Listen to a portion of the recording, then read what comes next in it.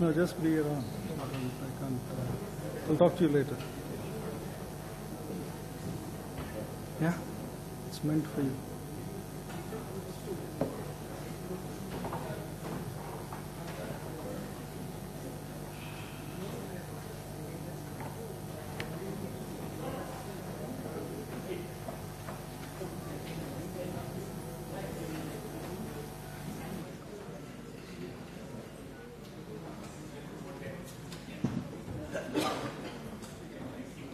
See, if I close it, it should go away. No?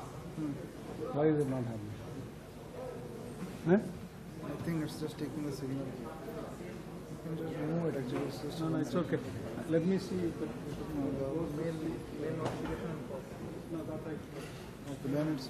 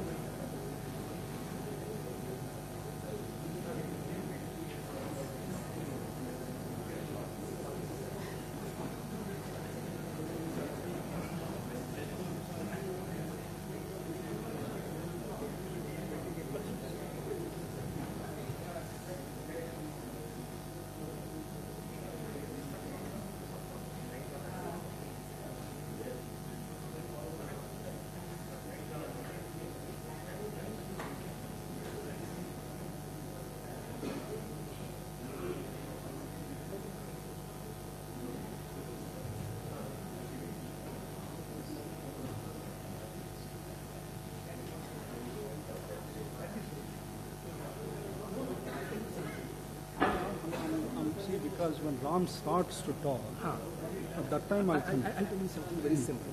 Pull out the PowerPoint slide, put it on full screen, screen show mode, and then press D. If you do that, the screen goes black. Yeah. What? Pull up a, okay, it works in PCI, it works here. Pull up a PowerPoint slide, blank PowerPoint slide. I don't have a blank. I have a real PowerPoint slide. You have PowerPoint, right? Yeah. Just open PowerPoint and use the presentation. Yeah, open it. Slow.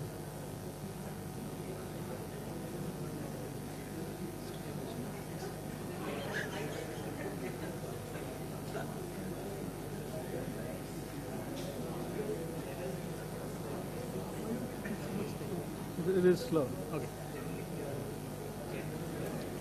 What's wrong with just pulling it out? Because then when you pull it back in, you don't know what is the lag. If the lag is too high, Why don't we just leave it alone? it's distracting. Too close. Too close and it's too distracting also. Okay, let's check one thing. Let's check how much is the lag. If the lag is not very much, no, it will not work. The screen is different. This is different. Okay, let's check the lag. Yeah. Okay. Now we can.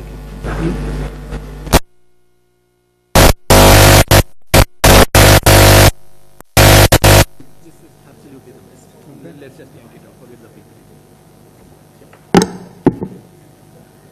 That's it. I'll just handle that.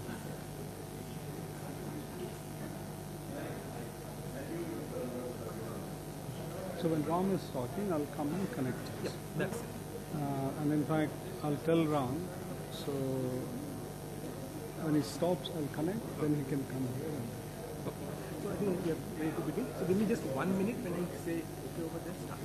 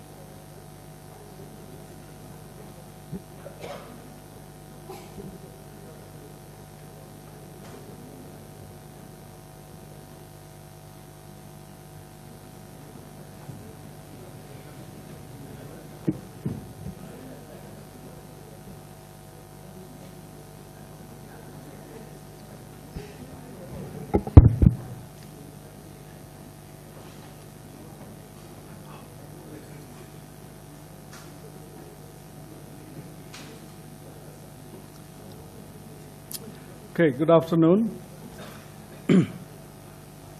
and welcome to this symposium on dialogue, science, scientists, and society. As you're aware, the symposium is being held in connection with a new venture of the Indian Academy of Sciences, the launching of a new journal. And this symposium is meant to both offer occasion for announcing the journal and telling you about it, and also to exemplify the kind of dialogue we hope it will offer a good platform for.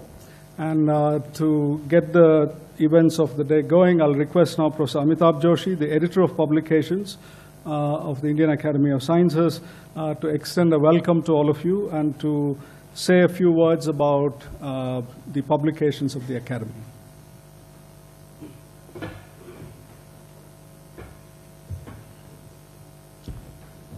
Thank you. It's Professor Ramamurthy, former Secretary of DST, Professor Ram Ramaswamy, the President of the Indian Academy of Sciences, Professor Dipankar Chatterjee, immediate past President of the Academy, very distinguished present and past office bearers of the Academy and other distinguished invitees, ladies and gentlemen. It's a very great pleasure on the behalf of the Indian Academy of Sciences to welcome you all to today's event. I think more will be said about today's event later on, but I would just like to say, as editor of publications, it's a particular pleasure for me to note that this event involves the announcement of a new journal from the Indian Academy of Sciences, which steps beyond our traditional domain in terms of academy journals. The Academy has been noted for publishing very high-quality scientific journals from India for many years now.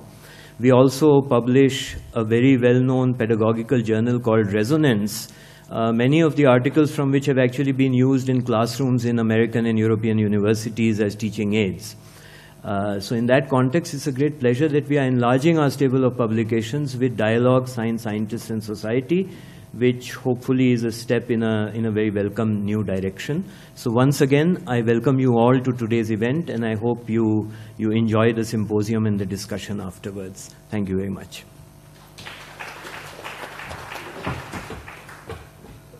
So I'd like to now request Professor Ram Ramaswamy, the President of the Indian Academy of Sciences, to share with you a few thoughts on why we need a journal of this kind.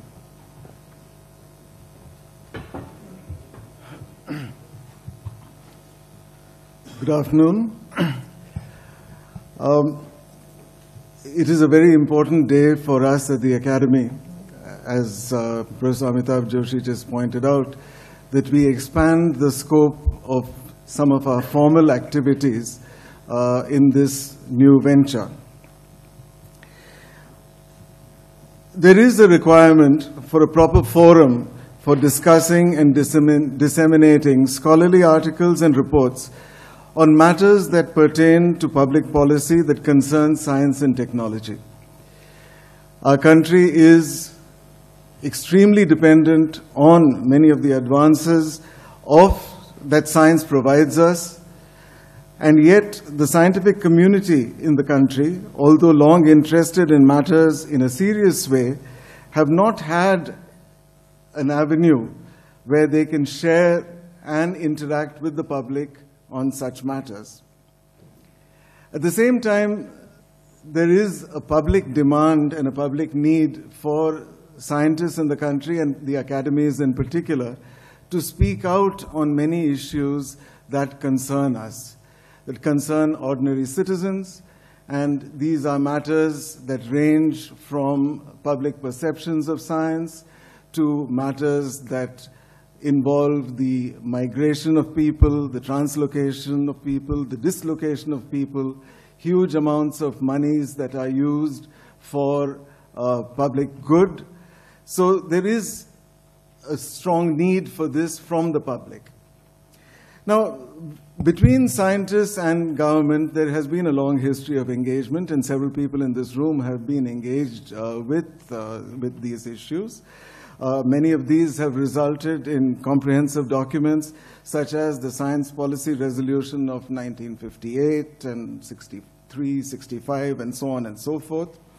These have laid out the vision of a political and scientific leadership in the country of science and their vision of science and technology in India.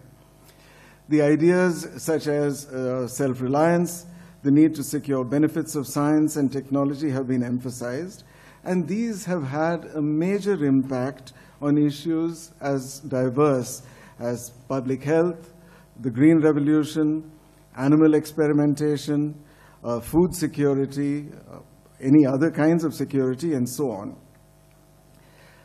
But these have not been as widely discussed and disseminated as might have been possible, and this highlights the need for a journal of this kind. There are few journals already in the country which do some or the other aspect of it. Current Science, our own journal from Bengaluru, has many articles on science that relate to science and science policy. The Journal of Scientific Temper exists in New Delhi. The EPW, or the Economic and Political Weekly, in Mumbai, have at various times brought up many issues, but these are not exclusively devoted to problems of science and society.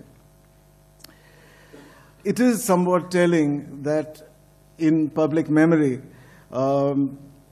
various position papers that have been produced by this academy or other related academies, such as the Indian National Science Academy or the National Academy of Sciences of India, they have dealt with topics as diverse as Silent Valley, infectious diseases, guidelines for recombinant DNA, molecule research, iodine in salt, genetically modified crops, the list goes on and on.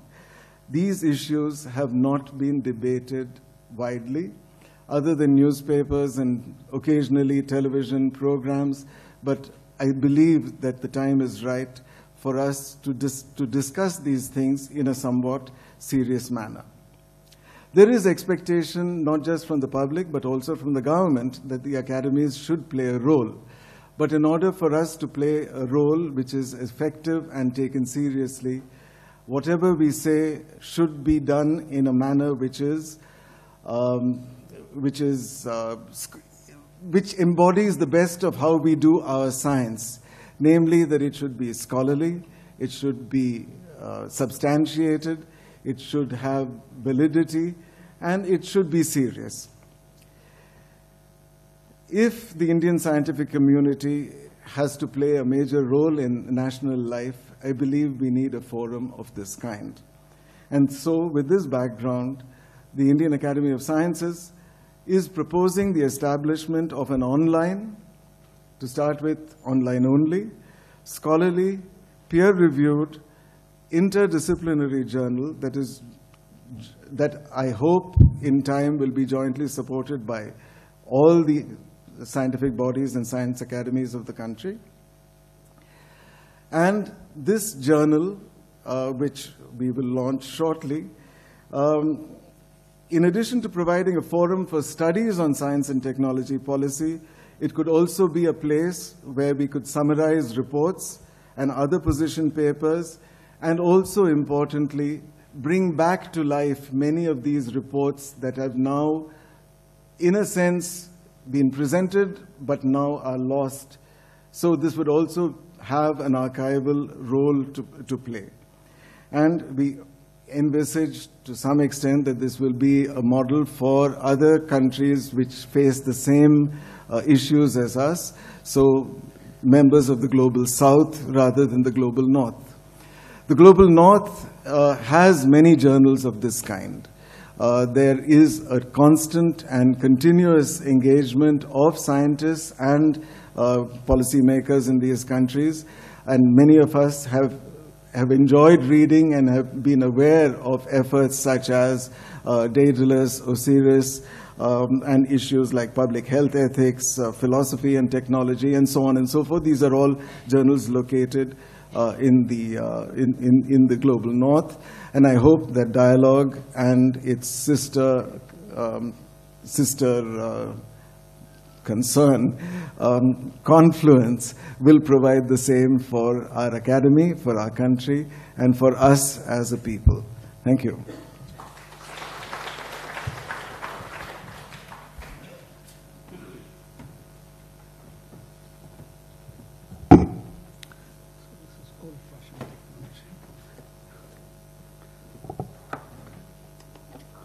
Okay.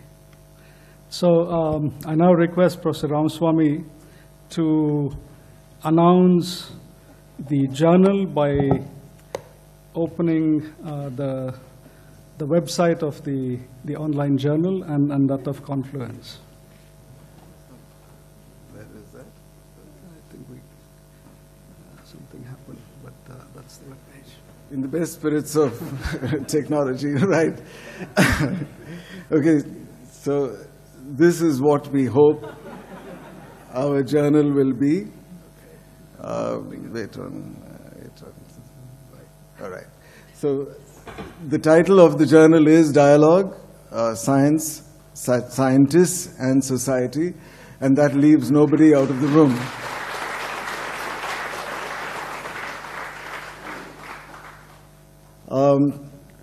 The journal itself is a formal, peer-reviewed entity, and we have a slightly less formal place, Confluence, where people can interact a little more informally.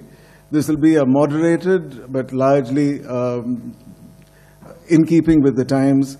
It will be a discussion platform where all opinions will be entertained, but as I said, moderated. Right? The editor of Dialogue is Professor Meva Singh. So I'm just pleased to briefly mention that the journal will be a standard journal of the Indian Academy of Sciences, and it will be, for the initial part, all right, it's a lean editorial board with Professor Meva Singh and associate editors in various areas, but I presume that this will be explained a little more subsequently. So I'm very pleased on behalf of the Academy and, in a sense, of all of us to launch this online forum. Thank you.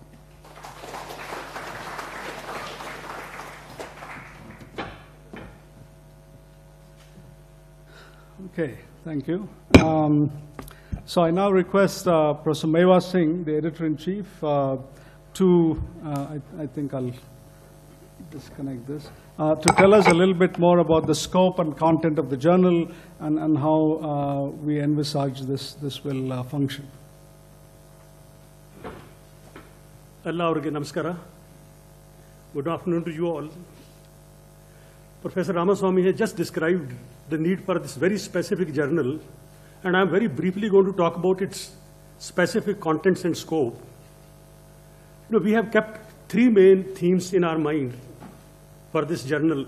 That is the practice of science, the communication of science, and the impact of science on society, as well as the shaping of science by society and by culture.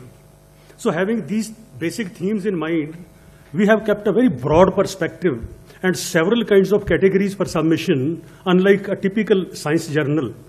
Now, many of these categories would include, obviously, the articles or research papers written in typical scientific style, and there would also be scholarly essays, there would be letters to editor, commentaries, reviews, annotated bibliography, as Professor Ramaswamy mentioned, and we would still be open to many more categories if such categories are required. So it is going to be a very sort of a very broad platform for people to interact, share their views, and openly discuss these different kinds of issues. And in addition to these main themes, we have also envisaged many other related themes, for example, gender and allied issues in science, science policy, science education, science funding, indigenous and local knowledge systems. So there are so many such things, the additional themes which we have kept in mind. So there is going to be a scope for all these kinds of issues to be discussed in this journal. Since the journal is going to be published from India, we obviously would be much interested in themes which are related to the Indian context or which are set in Indian context, but we are open to global issues. And we would actually encourage to discuss issues and topics which are of global concern. And in the process, we are also going to request a lot of people from other countries, even if they have specific science problem, say in specific science problem in Bangladesh, I'm in touch with somebody. We would be discussing such problems also because, as Professor Ramaswamy said, especially in the South, so many problems in African countries, Latin American countries, Asian countries are the same. So this is going to be a global mouthpiece with a global contribution and a global readership. And as you have seen already, the website, as well as a slightly more informal web forum called The Confluence, and this we have kept for more open but informal kind of discussion. There are going to be contributions which are going to be highly peer-reviewed as far as the journal is concerned, very rigorous peer review, but in Confluence, it is going to be relatively free, but a moderated discussion. Professor Ramaswamy has already warned us that, look, it is not, please don't consider it to be a totally free forum for people. So editorial board members are going to moderate these discussions, and it's going to be sort of toned down before it goes to the website. You can understand that a journal like this and the topics which people would discuss can be very heated debates. So it requires some kind of a moderation. And we have also envisaged a number of outreach programs, such as the symposium today. This is also a part of the activities of the journal. So we are going to conduct several such outreach programs. We have already planned in many other cities, and many demands have started coming already from several cities to go and, for us to go and conduct this kind of symposium. So all these symposiums or outreach activities would also be a part of this journal. To begin with itself, as you have seen, we have an excellent set of editorial board members. All of these people they have vast experience in practicing sciences, social sciences, humanities, and they are all very well aware of the concerns of science and society. And all of them have also vast network of connections, and they would be able to solicit significant contributions to the journal. I can actually see many potential contributors sitting in this audience. And please don't be annoyed if some of our board members persistently and vigorously pursue you for contributions to the journal. Me and the other members of my board are going to be after you. So please don't get annoyed. As well as please suggest names if you have names. We want global contributions. So if you can suggest the names of people from other parts of the world, please let us know. We would solicit articles from those people. I would simply say that much, and kindly wish us all the best. Thank you.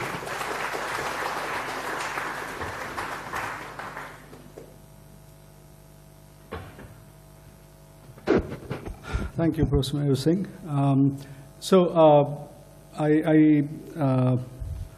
We now come to the symposium proper, and I suggest we take just a minute's break. I would like to ask some of the people who are sitting at the back to come to the front. We want to be optimistic about more people joining us as time goes on. So if you don't mind, just come up to the front.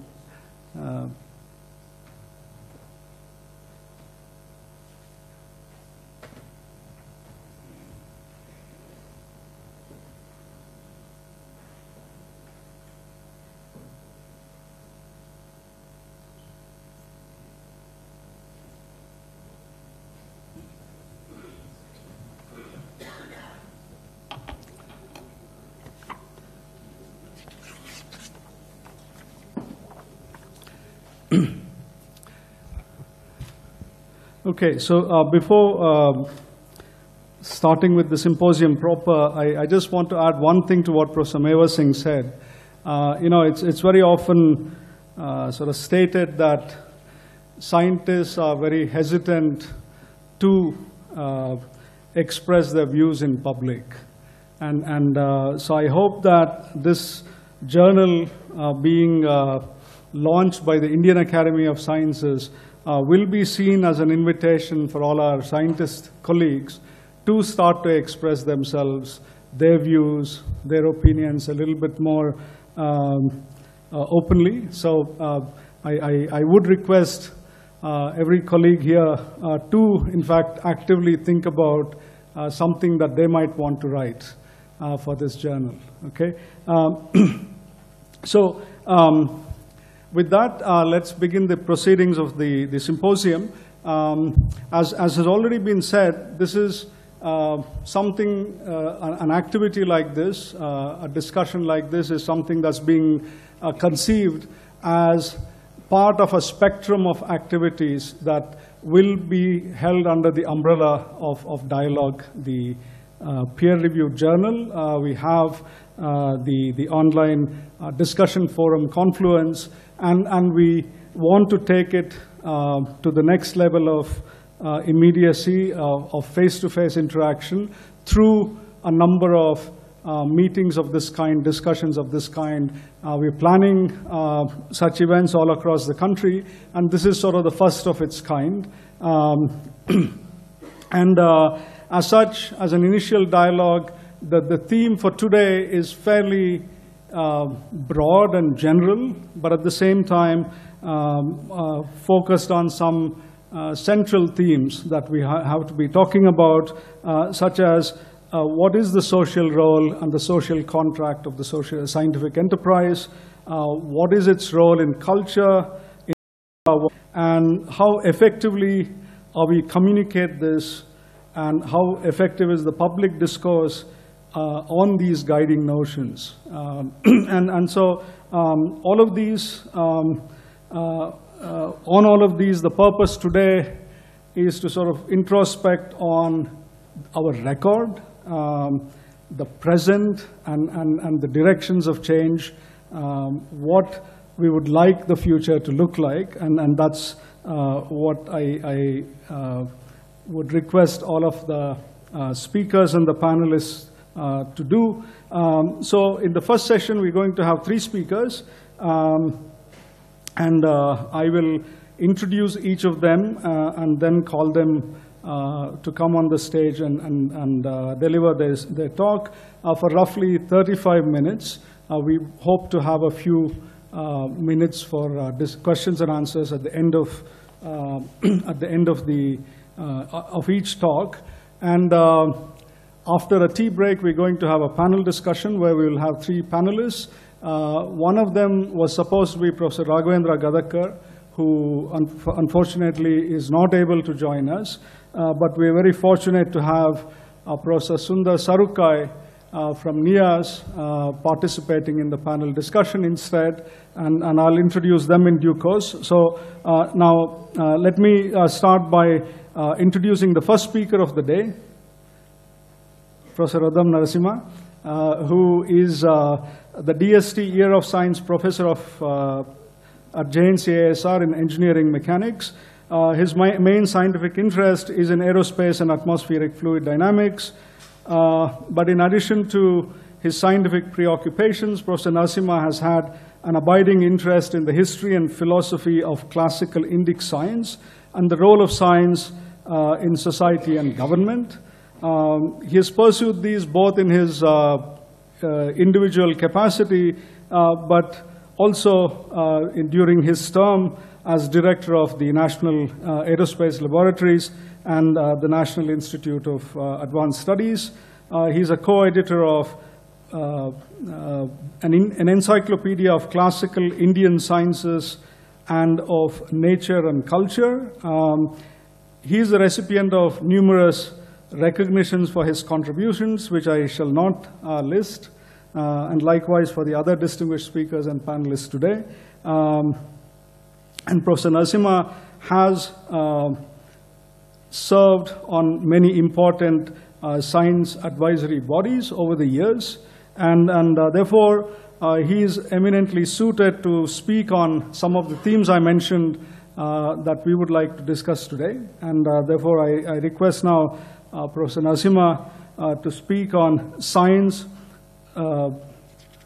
scientists, and society. Do they have mutual obligations?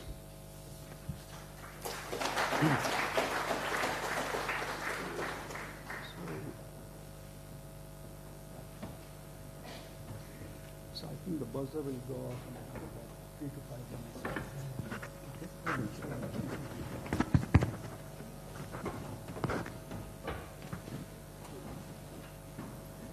Okay, let me actually take this out here.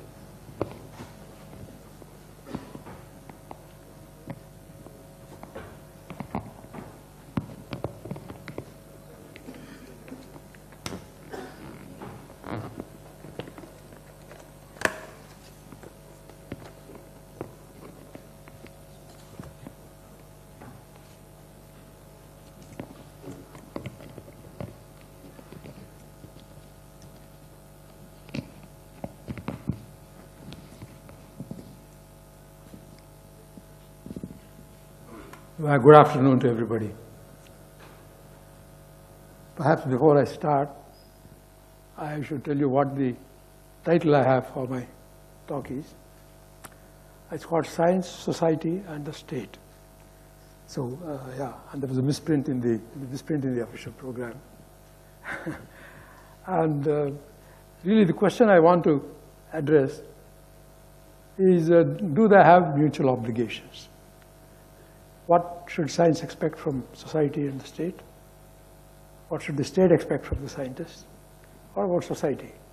And what do we expect from society?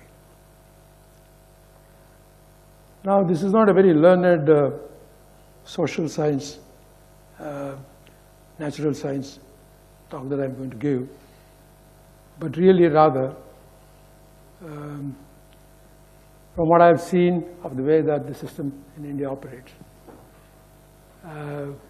tell you where I feel there are problems and what one might do, in what ways the Indian system is different from the other systems that I have been, that I've had the chance to know.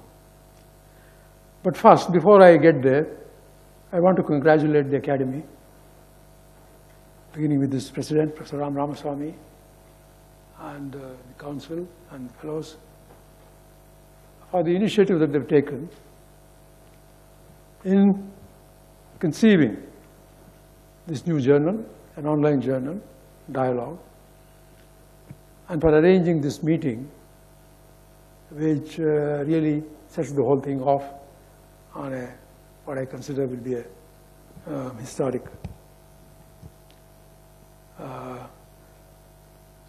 event in the history of the Academy, and also in the way that we engage with these other forces in our nation as scientists.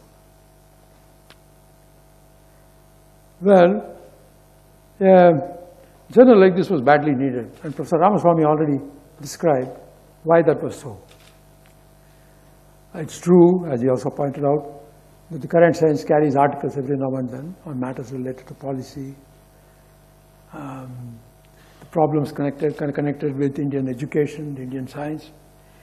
So there are these, but I think that the time has come for a forum where more serious discussion, and what we hope will be discussion that will eventually lead to a more coherent analysis and debate about what our problems are and what we might want to do with them. I see that the scope of this journal is very broad. It concerns the practice of science, education, administration, policy, science policy, the science-society interface, and many related issues. And I think that this journal is badly needed. And to put it in, well, very frank terms, I don't think India is today doing as well in science, in global science, as we have the potential for doing, and as we need to do. Our East Asian neighbors are ahead of us. I still remember a time when I first visited China, saying, oh, well, we're doing better than China. But that was not long ago. In 1980, India was spending more on scientific research than China was. But if you look at where China is now, there's really no comparison. They're way ahead of us. And it's not only China, I'll come back to that in a moment. Our East Asian neighbors somehow are really doing, in an overall sense, better than we are doing. And the tragedy of that, in my view, is that actually I believe, I am an optimist in these matters. I believe our country has a potential which we still have not realized at all. And that has really to do with the questions that are going to be raised in this journal. It has to do with the relations between, as I see it, science, society, and state.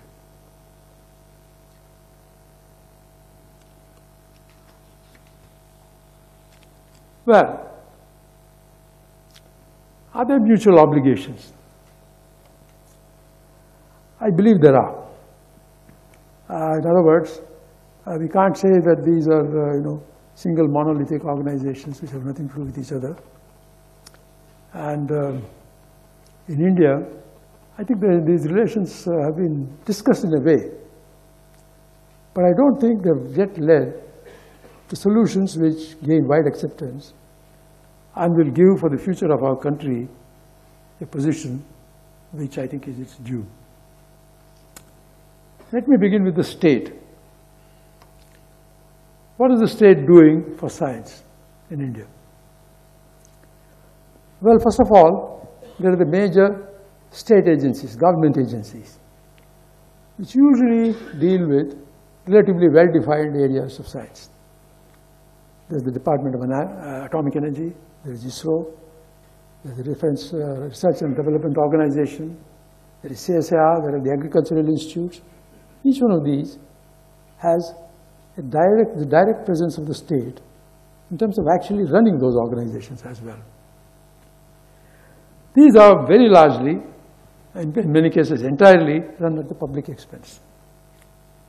Except possibly for CSIR, where there's always been pressure, and I think there is pressure now, to earn more of their money from industry, from outside, not just from the government. CSIR does earn some money from the outside, but it's not a major part of what they earn. I do remember from my experience at NAL, I was lucky to be there at a time when NAL services were badly needed because of the light combat aircraft project. And we were nearly making 50% of the money from outside resources. And the CSIR review committee, which came there, asked me, why are you still in CSIR? If you make more than 50%, you can be an independent body, they said. I didn't know that, but I was not quite sure that we would be able to maintain that 50% for a long time. So anyway, but there is great pressure now on CSIR, for example, to earn more of its resources from contacts with industry and so on. And once again, I come back to that point. Not particularly about CSIR, but about how that is important for the country as a whole. And I want to argue that even if you want to support only pure science, basic science, some of my friends in doing pure science, basic science, believe that the money should be there and no questions asked. I think it will be even in their interest if you have more money coming in from other sources. Higher education. If you look at the national institutes, the Indian institutes of various subjects in education and research, R&D, the IITs, the IIMs, this institute in a certain sense, JNC, the ICERs, the Indian Statistical Institute, the National Institutes of Technology, a very large number of them, where the basic funding really comes from the state. And that support is direct. But many of the research programs in these institutes have often to be run based on contracts, projects, for which also the major source is usually the state. You may go to DST, for example, sponsored research, depending on your subject, you may get it from one of these agencies. DST has a National Science and Engineering Research Board, and there are some other bodies too, which support research. So between most of the sponsored research, as well as the basic budgets, are not being met by the government. In the engineering departments, there is some which comes from industry, but still that's not a major component of how we do our research.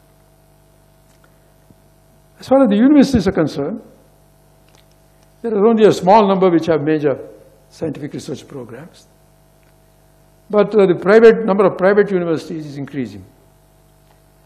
And HRD and UGC provide basic support and support for certain kinds of projects. But even there, if you really wanted to do some hard research, you'd probably have to go to DST or one of these other bodies. DBT is a major supporter of projects in biological sciences. But the outcome from the state agencies is technology, products, systems, and the degree of success, I think, varies. But their charters and missions are well defined.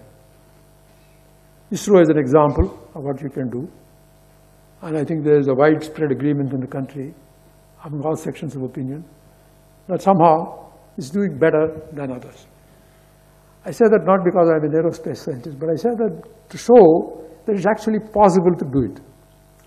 And we should really ask ourselves, why is it that some agencies do better than others? And what are the lessons that we can take from how some of these have succeeded, although that success is not uniform. As far as the educational institutions are concerned, I think their assessment is largely based, I think for some time now, on a small number of metrics. The major one here, it seems to me, is the number of papers that the scientists write, the citations they get. In other words, it is publication-oriented. Of course, this whole business of assessing papers and giving you information on citations and so on is now a minor global industry. And a variety of different criteria may be used in those rankings. However, I think that while that is important, scientists of course have to write their papers, otherwise there's no way of communicating the results of their work with others and examining others' work also. I do think that there are other criteria which ought to receive more attention than they have. And this is success in translational research, in innovation. These, although they are encouraged in public, in actual fact don't count quite for as much as I think the publications do. And I think that there is a problem here, particularly in those areas connected with engineering and technology. But I think that it is bigger than that. It is bigger than that in the sense that we have to ask ourselves, what are our relations, what are our obligations towards science and society, towards state and society, in terms of doing not only research and publishing papers, but in terms of doing all these other things which go to boost the economy and in particular also will increase the amount of funds that are going to be available for even basic research. I'll come back to that point later on again. Of course, as far as basic research is concerned, I know many scientist friends from basic research who really would like, in their picture, image, what a good system is, somebody will come and say, I like the research you're doing, there is so much money, and just do what you like. And that, of course, would be very good if that can happen. But it doesn't always happen. Well, the government does give support research. And although you may think that being professionally, having started out as an engineer, I might have a bias, and I want to tell you that I have a bias of an engineer. But also the bias is not that of any engineer in a professional sense. It so happens that the subject I do can be seen both as science and as engineering. Fluid dynamics, I'm talking about fluid dynamics, because of its wide applications and the fact that fundamental problems in fluid dynamics remain unsolved to this day as science. Many of you will have heard of what has been said about the problem of turbulence. Fluid dynamics, the equations are known. They were formulated nearly 200 years ago. There will be an anniversary before long. But to this day, the problem of turbulence has defied solution. You may not believe it. If you say, tell me as a problem in physics, what the pressure loss in this pipe is going to be when there is turbulent flow through it, you won't be able to tell. Everybody knows what the value is. The engineers, by a variety of tests and some tricks, have predict them with considerable confidence. But as a problem in physics, it's unsolved. Feynman said turbulence is the last unsolved problem of classical physics. So I think I can claim to have a foot in both domains. Now, I think, of course, although these are no longer said with the same, with the same strength as it was, you'll remember what Hardy said about his work. Thank God this is mostly useless. Okay? In other words, it was not really meant to be applied. And Dirac once said, well, I would much rather have beauty in my equations than that they agree with experiments. And so these are views which I'm not incidentally criticizing. What I want to say is that those are views which have to be assessed, and those are views which have to be heard. And I believe that one of the greatest obligations that the state has towards science is to make sure that that kind of science, even if it's considered useless, is supported. Now, one reason for saying that is that what is considered useless today will turn out not to be so later on. 20 years later, 50 years later, it may turn out to be extraordinary. It may lead to revolutions, even in technology. And this has happened again and again. I don't think Einstein thought it would lead to a big nuclear industry or to nuclear wars. I don't think many of the people who founded quantum mechanics would have foreseen the extraordinary developments that have taken place. In energy, communication, computing, totally unheard of. And there was a famous presidential commission in the late 1930s in the United States. The president asked them to predict what might happen in the next 10 years, 10 years later. This was the late 1930s. They could not foresee what happened in nuclear energy. They could not foresee what happened in computing. They could not foresee the transistor. So that 10 years later, when you compared it, it was nowhere. The prediction was nowhere. So, first of all, I do think it's very important to support basic science, irrespective of what their own people might say about their obligations to society. There are other people who will make sure that that knowledge can be exploited. Now, I think as far as institutions are concerned, however, I think that attitude, for an institution with a large number of disciplines, that attitude is not the best. I think that the institution has an obligation, which an individual might not have. I think an institution's obligation has to be that it has a role to play in helping solve the many pressing problems that we face in this country and also in the world. Many of them have already been listed: medical care, health, agriculture, water resources, climate change, jobs, poverty, and so on. This obligation is not direct because we can't, in an institution like this, for example, solve all those problems, but they must always be kept in mind.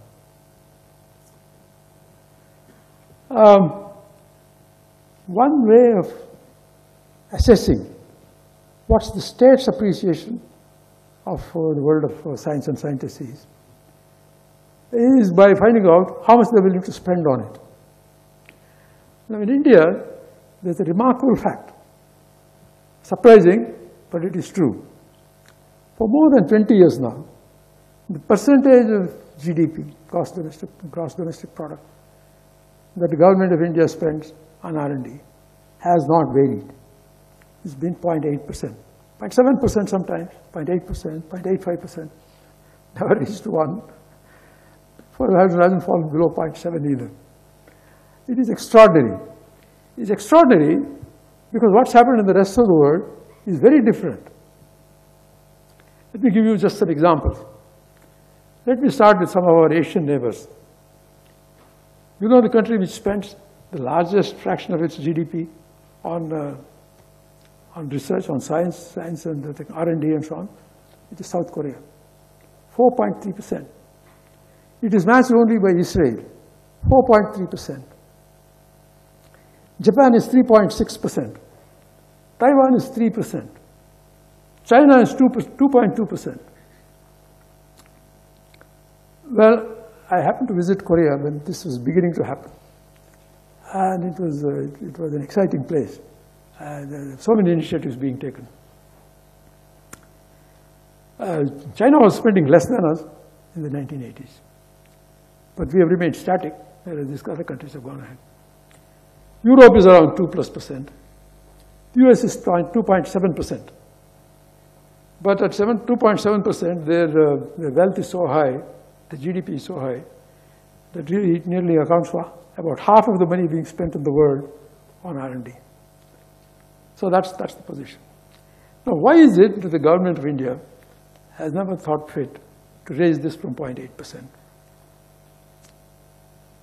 Well, I think, and this is independent of the party in power, independent of the party in power.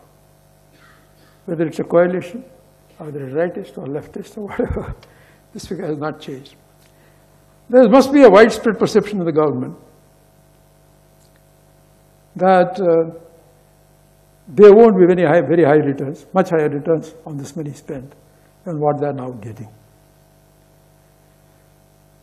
But this is slightly misleading, because if you look at the number of countries where the government invests more than 1% of GDP in their R&D, it's a very small number. It's only 4. The people who are spending 4%, the government is not spending 4%. The 3% is coming from industry. It's industry-sponsored research that has actually led to such high expenditures of the government. So first thing, main point I want to make, is that it's important to consider industry as well as a major force. And I think if in America you get a lot of support for doing science and engineering, it's partly because of the large contributions that come from industry itself.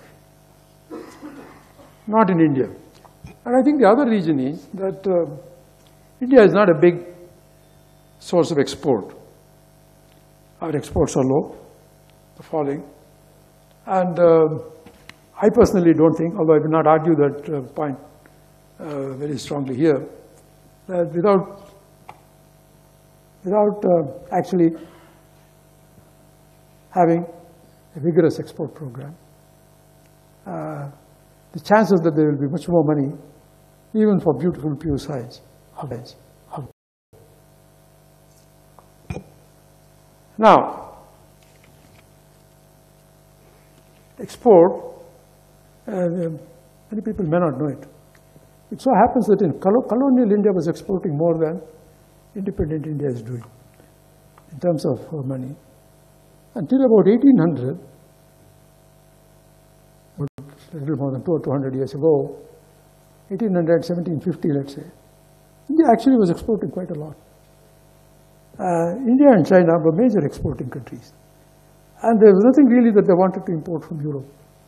In fact, in those days, if you wanted to sell something to India, the Indian merchants would say, well, you know, you have to bring silver. I don't care about your coinage. I don't care about your currency. I'm saying this only to indicate that exporting is not something new which we have to learn from Europe. In our own tradition and history, there's a large, long record of when India was exporting. Maybe spices, it may be iron and steel, but there were many things which were exported from this country.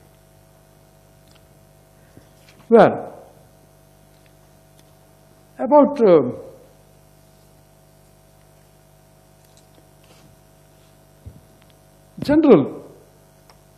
general stand that one might take or in an educational institution, higher education, in higher education, where these things should be taken into account. I think that one struck me as important to keep in mind. This is what Princeton does. Well, Princeton has a motto which says, in the service of the nation. For a long time, its motto was, in the service of the nation. But in recent times, we made an amendment to it, in the service of the nation and in the service of other nations. You must take a global view, they said, not only about the United States of America. And the priorities in their objectives are quite clearly stated. First and foremost, provide the nation with the next generation of leaders in everything, in science, in basic science, in applied science, in the humanities and the social sciences, everything. We want to provide the next generation of leaders for our country. And they explicitly stated three activities, three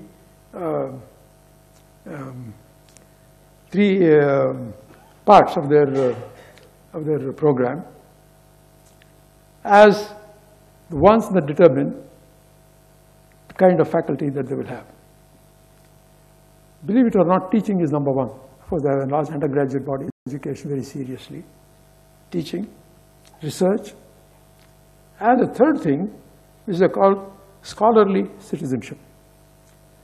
Well, a person who is a scholarly citizen or a citizen scholar, maybe a scientist, as I said, natural scientist, social scientist, it doesn't matter. Requires, has to be, you have to recognize it.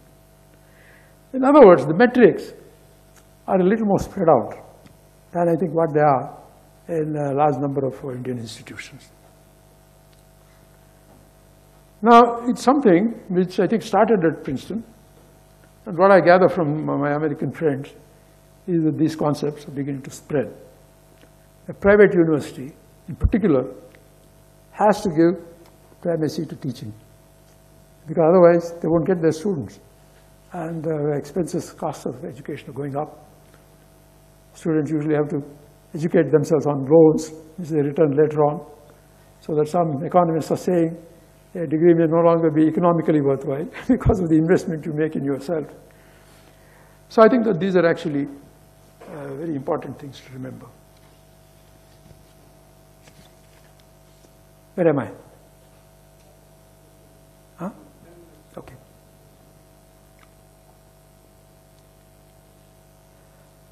Well, what are the obligations of science to society? I've touched on the obligations of the state to science. Basic science in particular, I think, demands it. And on the obligations of the state to have the right kind of economic and industrial policies that industry will want to support a lot of this work, which is more or less the only way that most countries are spending so much money on R&D. And I think that all of these should be discussed. So I would say that among the subjects that dialogue discussed, this connection with industry must be kept in mind. I think it's very important. As far as science and society are concerned, we've already talked about the woes of Bangalore. Sorry, the many problems at the national and local level. And here in Bangalore, we are all very familiar with the woes of the city. Newspapers are full of them. 4 killed in potholes, they say. Our lakes are all being polluted. Many of them have dried up. I myself happen to live in a place which was a lake bed once upon a time. And traffic is terrible. Garbage is a huge mess. Fortunately, I think civic interest in Bangalore is growing. As a native of Bangalore, I am really dismayed and saddened by the way that the city has lost its charm. It's no longer the Bangalore it used to be.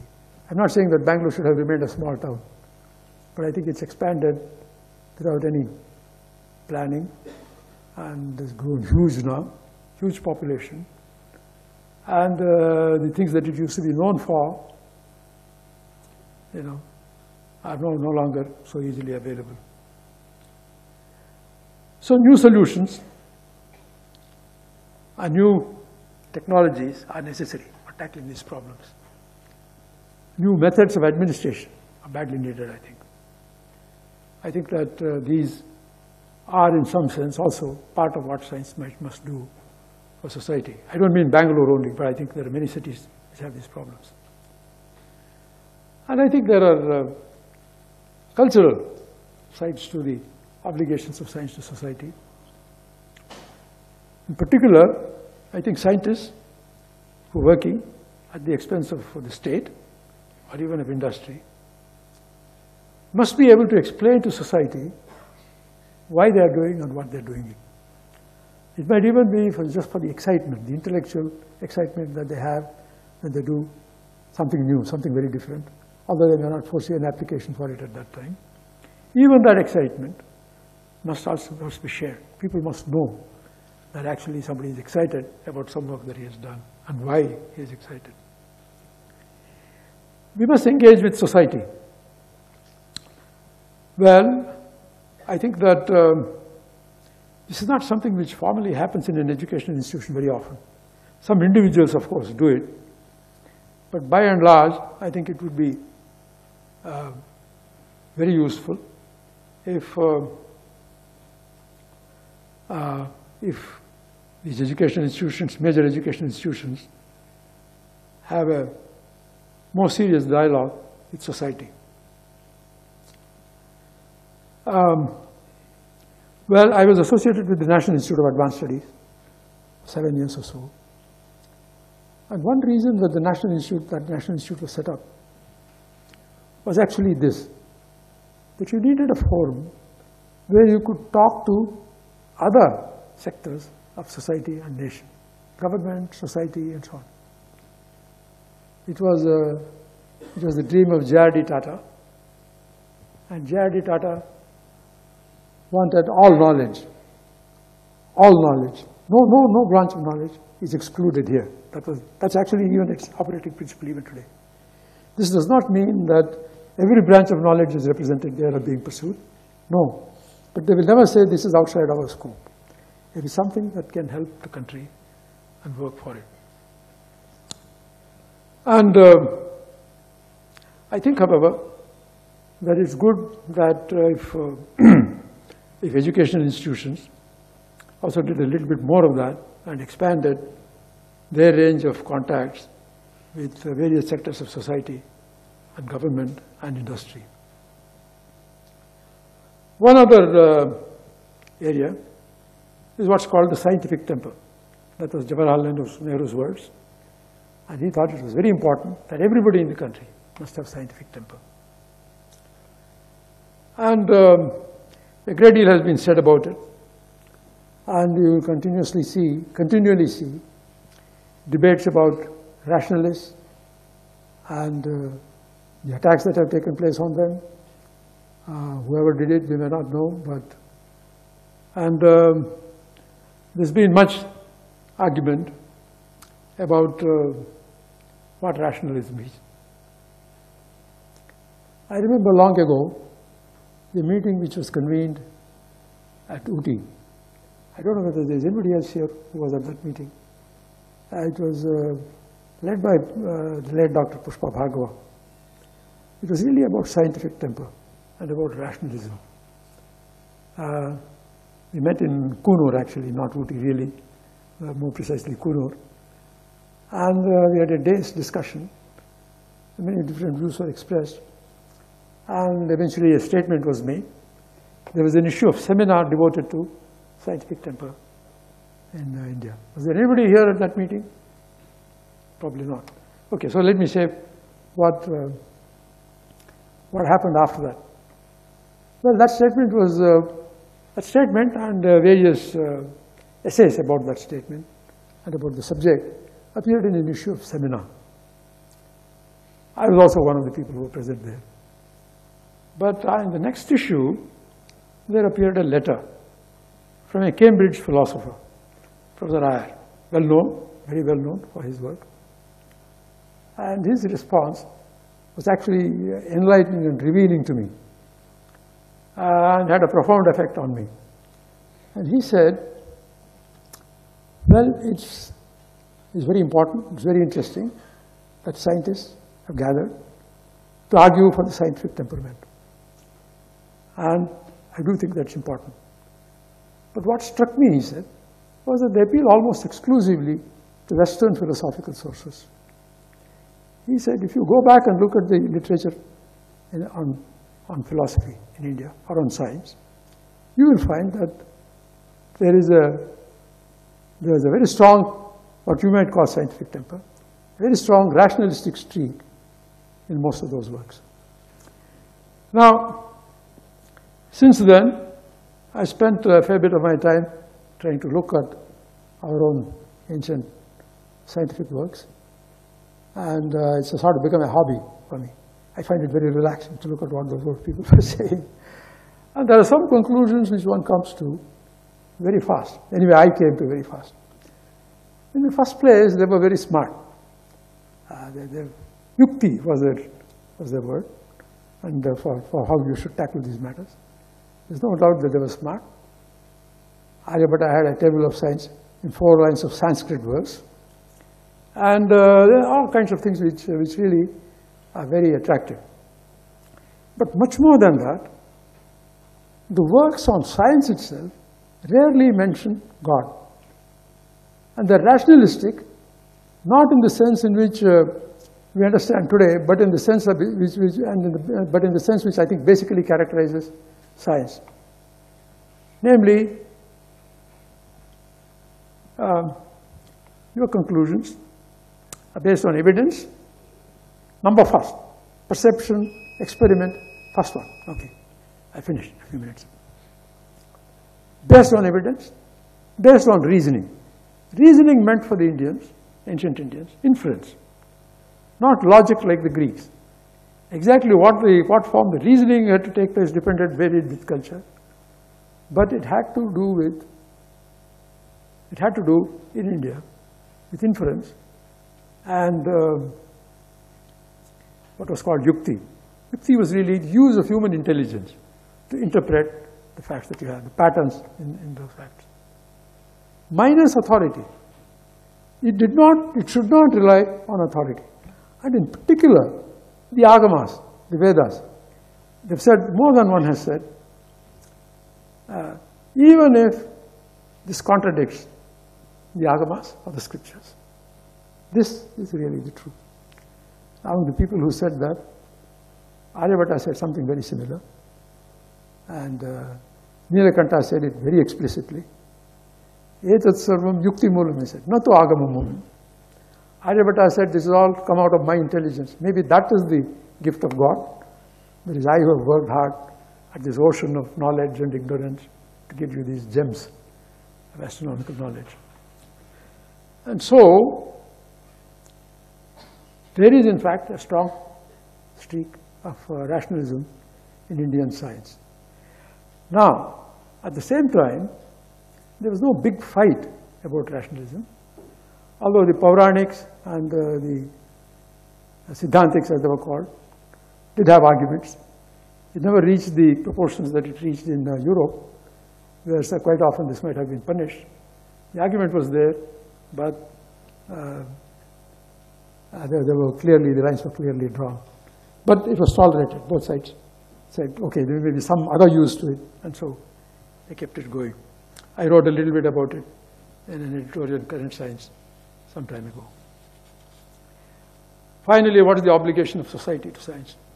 Well, I think the major thing would be if science does all these things for society and state, if they feel that something is coming out of science, and if they feel more and more attracted towards science, both as a profession and as an element of culture and civilization, and if they acquire a more scientific and rational view, I think that if we were arguing with them, saying this rational view is not something imported only from some other part of the world, but here were your ancestors who said these things, I think it will be more easily accepted.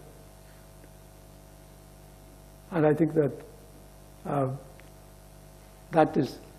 that kind of appreciation and that kind of a change of overall view would be more than what we have a right to expect as an obligation from society to us.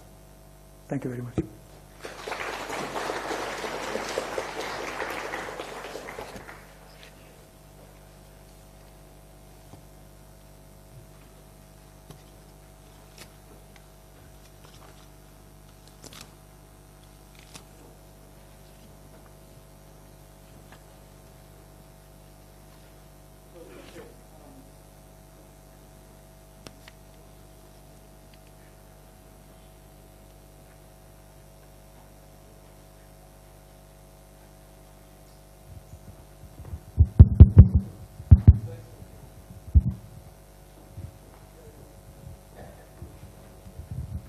So we'll take just one or two questions now. I forgot to mention earlier that the lectures and the discussions are both being recorded and are actually being video streamed. So please speak into the mic. Don't ask any questions without the mic's benefit. Yeah, you had a question.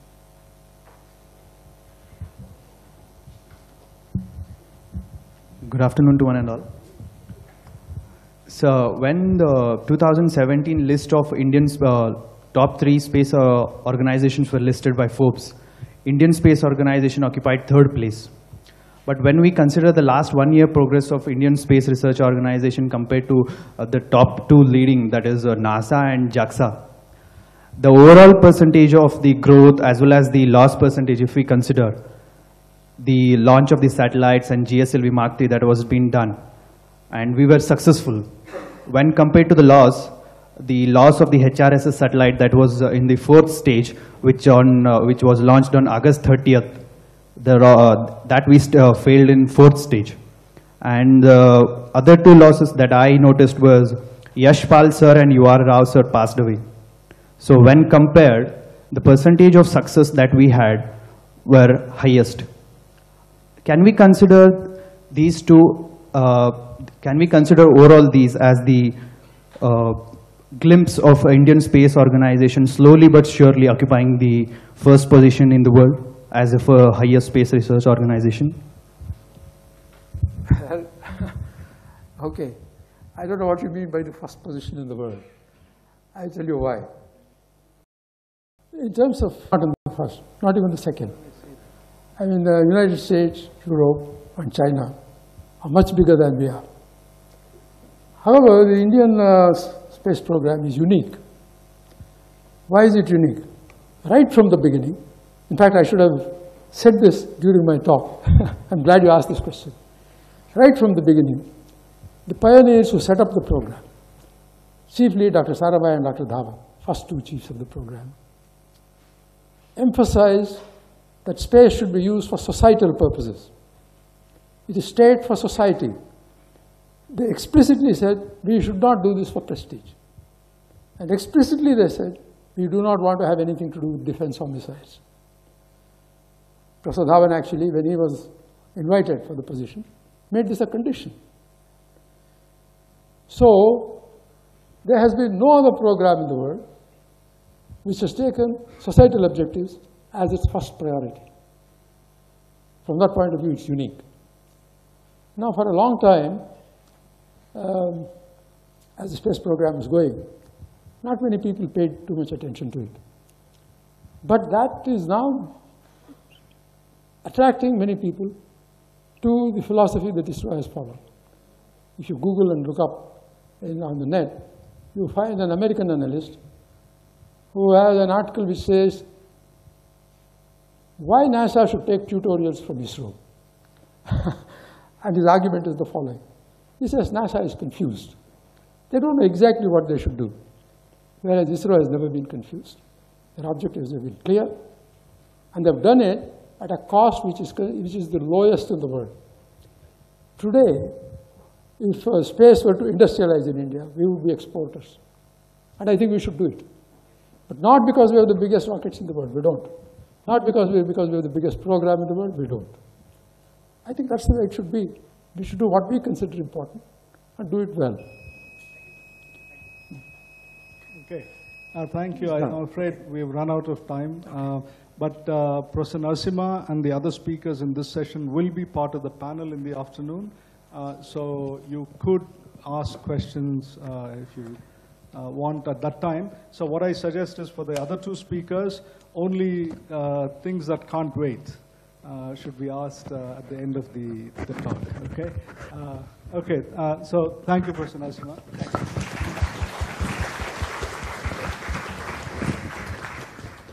Okay, so our next speaker is Professor P. Balaram, who is the former director of the Indian Institute of Science and the former editor of Current Science, among several other editorships. He's currently Emeritus Professor at the Molecular Biophysics Unit at IISc and the DST Year of Science Chair Professor at the National Center for Biological Sciences. Professor Balaram's research has concerned the structure and function of peptides. As editor of Current Science, as many of you know very well, Professor Balaram has commented on wide-ranging themes related to science through his legendary editorials.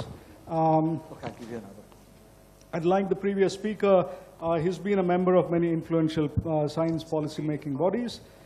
He's well-known as an outstanding communicator, both in writing and as a speaker, with scholarship and insights that he shares in his inimitable and lucid style.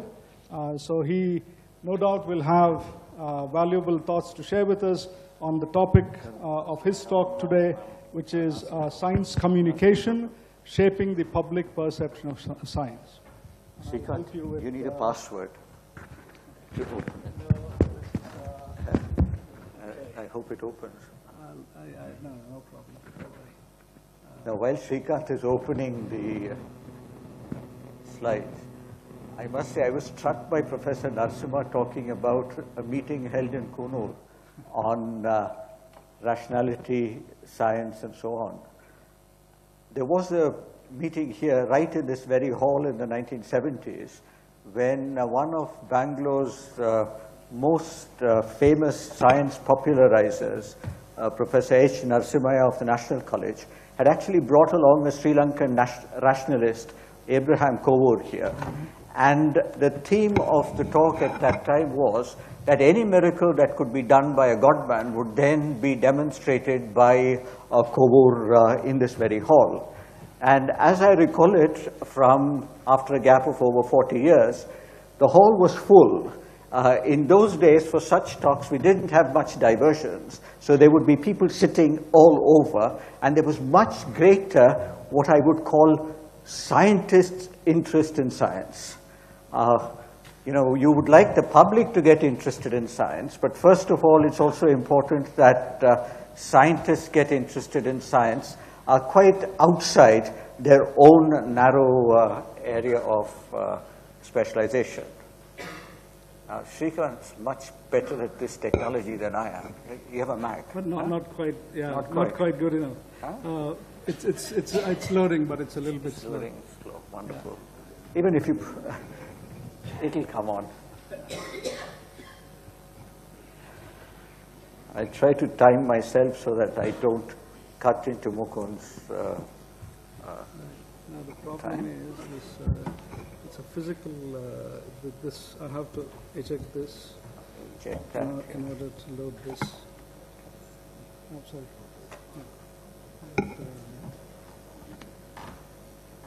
Now, one of our missing speakers, Professor Raghavendra Gadekar, once wrote an article. He said that sociologists usually just read from a prepared text, and scientists need their slides. Today, Professor Narasimha proved that thesis wrong, but I need the slides as a crutch. So, yeah, there you are. Yeah, Slideshow. just mark that one. Just highlight it and then you start. That's right. And then you can just change it here as well. So, you know, sometimes the best dialogue is silence. In many of the controversies that we have today, a little bit of silence would be what one would wish for. Now, you know, what are scientists doing? I'm going to talk about the communication of science, and because I think dialogue wants articles, and I presume that there are many prospective authors here among the students and the younger members of the audience. And it would be your task then to try and explain what scientists do to the outside world, to anybody who cares to read. And science, of course, is represented by that young lady right at the bottom.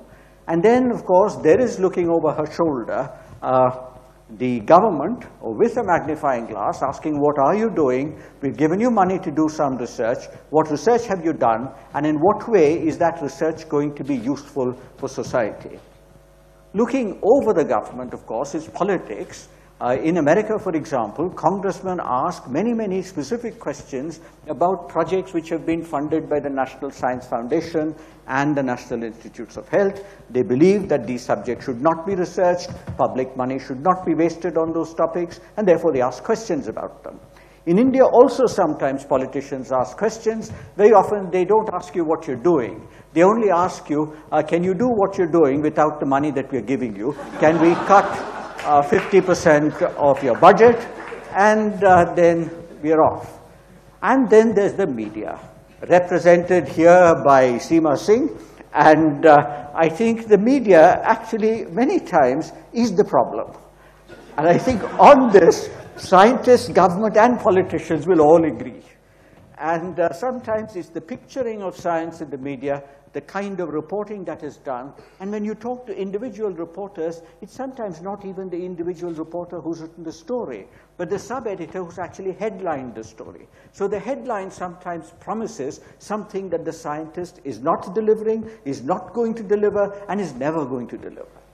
You know, diseases like tuberculosis, malaria, and cancer are going to be here a long time after certainly I am gone and many members of the first row are gone. I suspect after almost everybody in the audience is gone. Now, if you're popularizing science by not writing but by going and talking, which is something that I sometimes do, you will find that's the kind of reaction that you get. You have to really get audiences, especially young audiences, you'll have to drag them in screaming and kicking into a hall where scientists are going to tell them about science. If you go to the Bangalore Science Forum, India's longest running science forum on the other end of town, you will find that you're greeted by an audience which is generally, the average age of the audience is closer to 70 than it is to 30. And this is largely because as you age, you do get interested in science. You actually get interested in biology. The reason you get interested in biology is your own biology is failing. And you would now like to understand what is going wrong with you, and are there ways in which this can now be rectified. Now, dialogues. Dialogues have been thought of for a long time. And you need dialogue when there's a communication breakdown. And which are the famous breakdowns of communication? One of them is when C.P. Snow gave his Reed lectures in Cambridge in 1959. By that time, sitting in the dining halls of Cambridge, Snow had come to the conclusion that the scientists and the faculty, the professors in the humanities and so forth, were no longer talking to one another, even at the dinner table.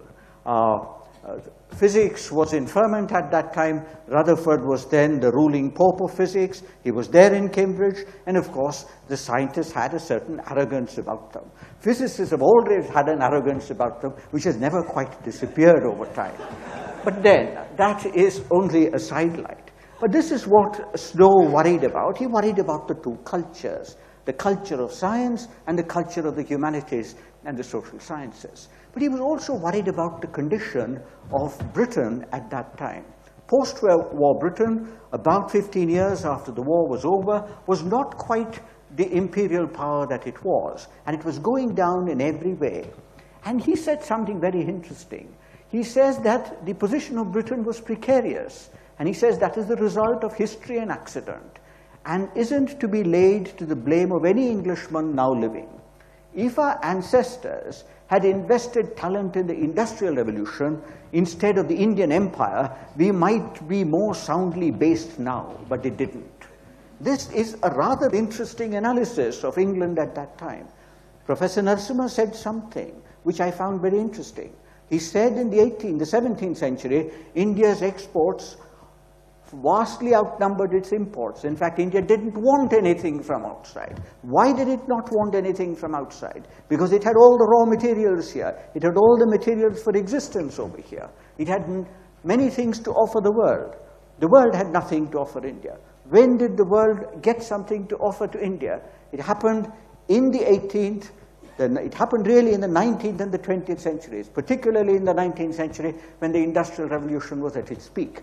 Every aspect of the Industrial Revolution, including chemistry, the synthesis of the dyes, for instance, then completely demolished indigenous production in India. Synthetic indigo then, of course, took over. He also said something which I found interesting. He said, if scientists have the future in their bones, then the traditional culture responds by wishing the future did not exist.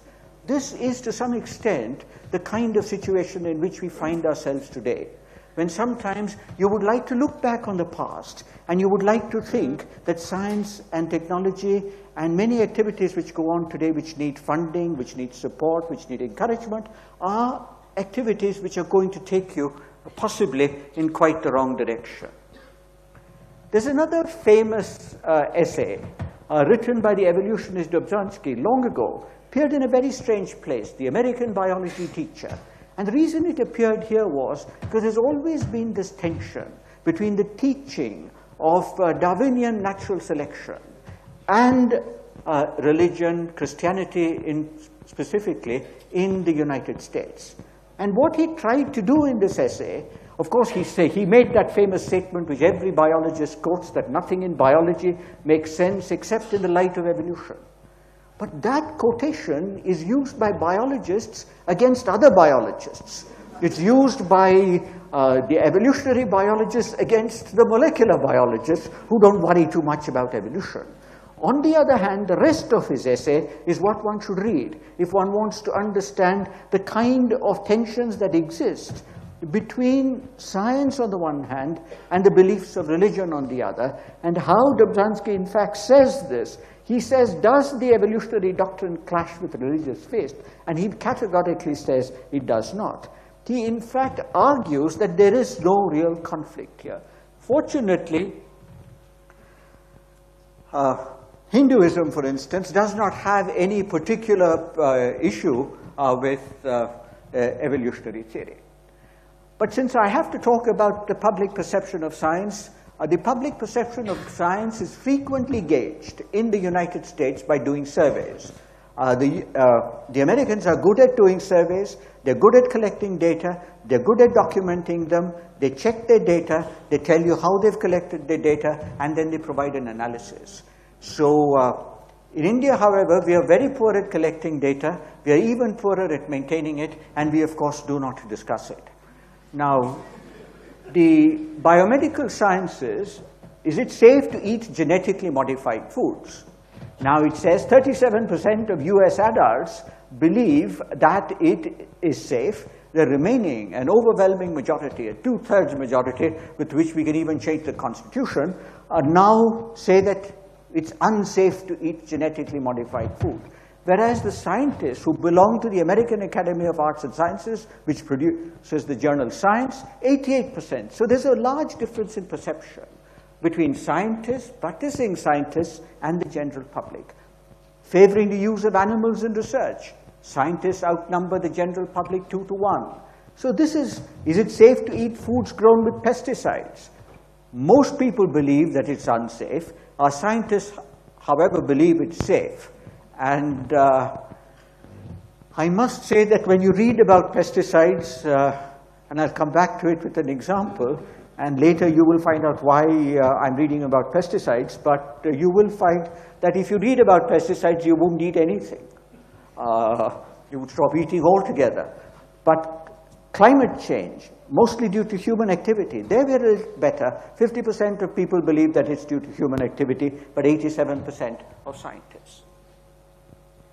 But if you go a little bit further in this and ask the question, genetically modified food, it turns out that a very large number of US adults actually believe it's unsafe. And one reason is because the science behind genetically modified foods has sometimes been presented incorrectly, it hasn't been presented well, and you can't convince even other scientists, because a lot of the discussion in India, for example, the Indian National Science Academy's report, was not a report which inspired confidence in anybody who read it. It also did not inspire confidence that many prominent scientists were, in fact, in the press arguing against genetically modified foods. So even in these areas, there is disagreement between scientists. And this cartoon summarizes it very well. Here, minister, here's the pesticide-resistant crop. A species which can eat it is in the pipeline. Now, what this really means is just like the problem of antibiotic resistance, where indiscriminate use of antibiotics leads to resistance, there can in fact be problems even with crops which have been modified to resist a particular kind of insect. Because there will then biology will in fact get to work. So there are scientific problems here which people do discuss. Here is the earth is warming. Now it turns out among US adults, we had 50% saying, yes, the earth is warming because of anthropogenic or human activity. But it turns out that the Republicans, only 27%. The Democrats, 71%. And this, of course, tells you, now you have here is President Donald Trump.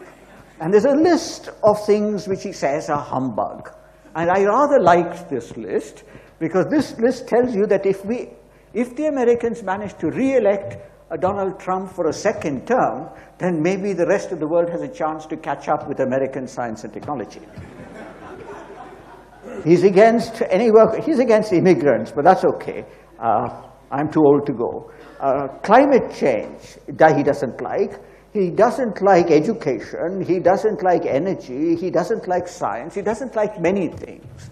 And he is, in fact, now setting the agenda for any kind of dialogue that might be there in the United States. But then we can't worry only about Mr. Trump. We have to worry about things closer home. Here is popularization of science. I read in the after I got Shrikant's email inviting me to come and speak here, I began to read everything that I could find in the newspapers with some interest. And I found as aspirant scientists may first need to tell a story. This worried me because thesis should be fact and not fiction. And it says initiative for better engagement with common citizens. This is, of course, the popularization of science. And he said the DST is working on a scheme to get doctoral candidates in science programs to publish at least one popular science article explaining their research before they land their degree. And I found this extraordinarily worrisome because you find it hard enough to get them to publish one good scientific paper. And now you have the students now trying to publish one article in the Deccan Herald or the Hindu, or maybe even if they don't aim very high in the Times of India, then now is writing then, and this is by the Secretary of the Department of Science and Technology in the presence of the Minister, so one has to be worried, because it's going to be an edict very soon. Now here's my worry about writing. You have to write for dialogue. Now Shrikant said everybody, Meva Singh said everybody, everyone said everyone's got to write for dialogue. If you're going to write for dialogue, you are going to meet with peer review. And this is what worried me. Because if you meet with peer review, you will meet with editors. Editors usually look like this. I'm the only editor who looks different. And here is a prospective author. And the prospective author now has got the manuscript, editors read it, and starts off, it was the best of times, it was the worst of times, it was the age of wisdom, etc., etc. And the editor says, nothing doing. We are going to take that line out because we don't want to offend anyone who has bad times. We also don't want to glorify people who have good times, so we take it out altogether. That, of course, is from Charles Dickens' Tale of Two Cities. And that's how Tale of Two Cities, which some of us read in our childhood, really begins. So if one's going to write, I would think that one should read indiscriminately and study styles. And you must find a topic if you can't, if you're not assigned a topic. And all this, I think, is going to become very important for all the poor graduate students. I'm glad I'm retired. They'll have to learn all of this before they satisfy the Department of Science and Technology's diktat that every student can't submit a PhD thesis until they've published one article. Now, writing can be difficult. It's not easy. And you need to worry about things like punctuation. And, you know, punctuation, you look at the cartoons, you understand them. Commas make this profound difference. And when commas make this profound difference, everything changes, really. Your meaning. When I used to write, a critic once wrote to me that the editor's punctuation is somewhat strange in his editorials. He appears to march to the beat of his own drummer. Well, sometimes writers can march to the beat of their own drummer, but very often if you're dealing with scientific writing, you are constrained in many ways. But there are also people who write well, but who never submit their articles. They write and they write and they correct and they correct. And if you do this, you will never manage to communicate anything. So if any of you are interested in writing, write, submit it, and let the editor reject it. And there are many books that you will find, but I'll show you my next slide. J.B.S. Haldane wrote this wonderful article on how to write a popular scientific article a long time ago. And I like this because he says that somewhere along the line, he says, literary synthesis is like organic chemical synthesis. This is something that I did when I was young. So I said the method to be adopted depends on the product required, the raw materials, and the apparatus available. As my brain is my apparatus and different from yours, my methods will also be different from yours. So this means nobody can teach you how to write. You just have to figure out how to write it. But I rather like the last sentence. He says that for you will not get an article on the history of 18th century physics into a daily newspaper. So you must know what to write. Occasionally there are scientific papers which have lines which you wish you had written, and many plagiarists have taken this line and put it at the end of their own papers. The only difference is that their papers did not have the same significance as the Watson-Crick double helix paper, and you can see that it has not escaped our notice, etc. But you might ask another question. Suppose you'd read this paper in 1953. Would you, as a general reader of science, have immediately grasped what its implication was and dashed off an article to the New York Times immediately? The answer is no, because it turns out that in 1953, when the Watson-Crick double helix paper appeared in Nature, another paper appeared in Science. This was the famous experiment which was done on the prebiotic synthesis of the amino acids by putting a flash discharge through a flask which had been evacuated and had been filled with the gases, hydrogen, carbon dioxide, water, ammonia, and so forth. And this was an experiment done by Stanley Miller as a young graduate student in Chicago. And then he found the amino acids. This immediately suggested that there could be an abiotic origin for the molecules of biochemistry, and therefore it was called the Origins of Life experiment. The Origins of Life experiment made it to the front page of the New York Times in 1953. The Watson-Crick paper did not. This means that the immediate understanding of what this paper was about was not clear even to other scientists when they read them. And therefore, to imagine that a popular article could be written immediately is somewhat more difficult. Now, I'm going to show you something because I came here wanting to talk about writing too. I looked at the October 6th issue of Science. And if you're going to read anything in order to popularize science, the best things to read are Science and Nature, because you can read the article, you won't understand anything. In fact, in any issue of Science and Nature, I don't find a single article that I can readily understand. On the other hand, they appear to be in interesting subjects, but if you look at the perspectives and the news written in the first part of the journal, you then get a picture of what the article's about. And the October 6th issue of Science contained 3 articles which I looked at. And why did I make slides? I made all these slides simply because post-retirement, I learned how to do PowerPoint myself. And then I thought that I must try this out on an audience to see if you can find the mistakes that I've actually made. This was called nerve agents in honey.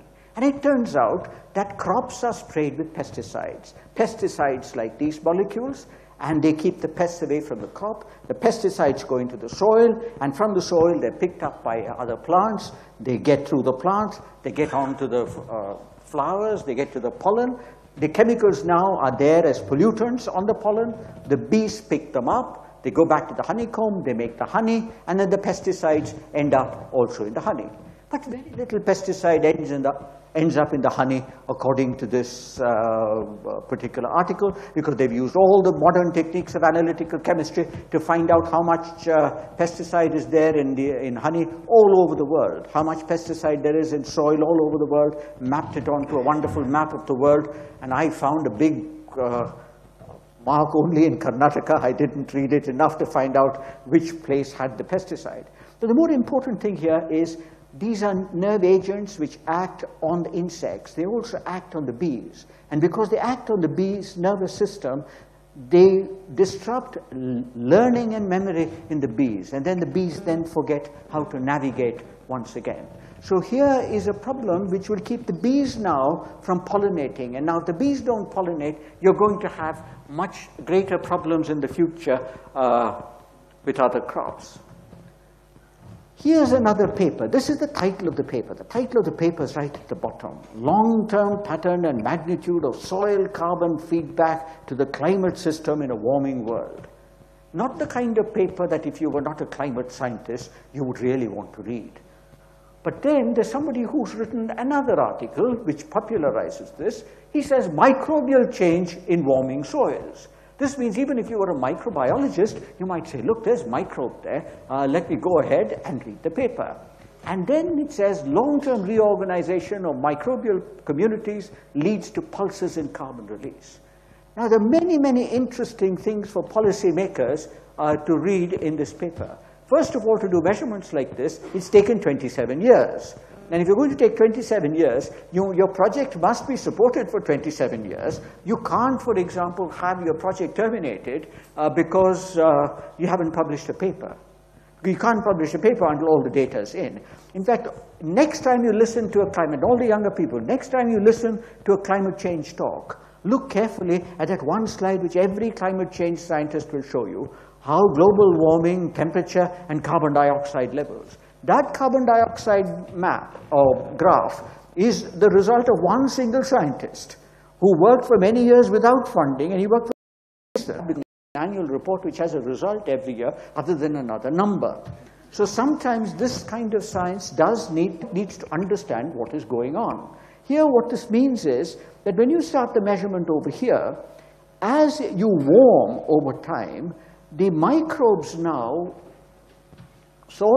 these are the initial conditions when you start warming. After microbes have eaten up much of the biomass over here, you get microbial carbon starvation. You get molecules which are formed here which are very difficult to degrade by the microbes, the lignins and so forth. At that point, the microbial, you can see that the amount of carbon dioxide emitted goes all the way down here, but then picks up again.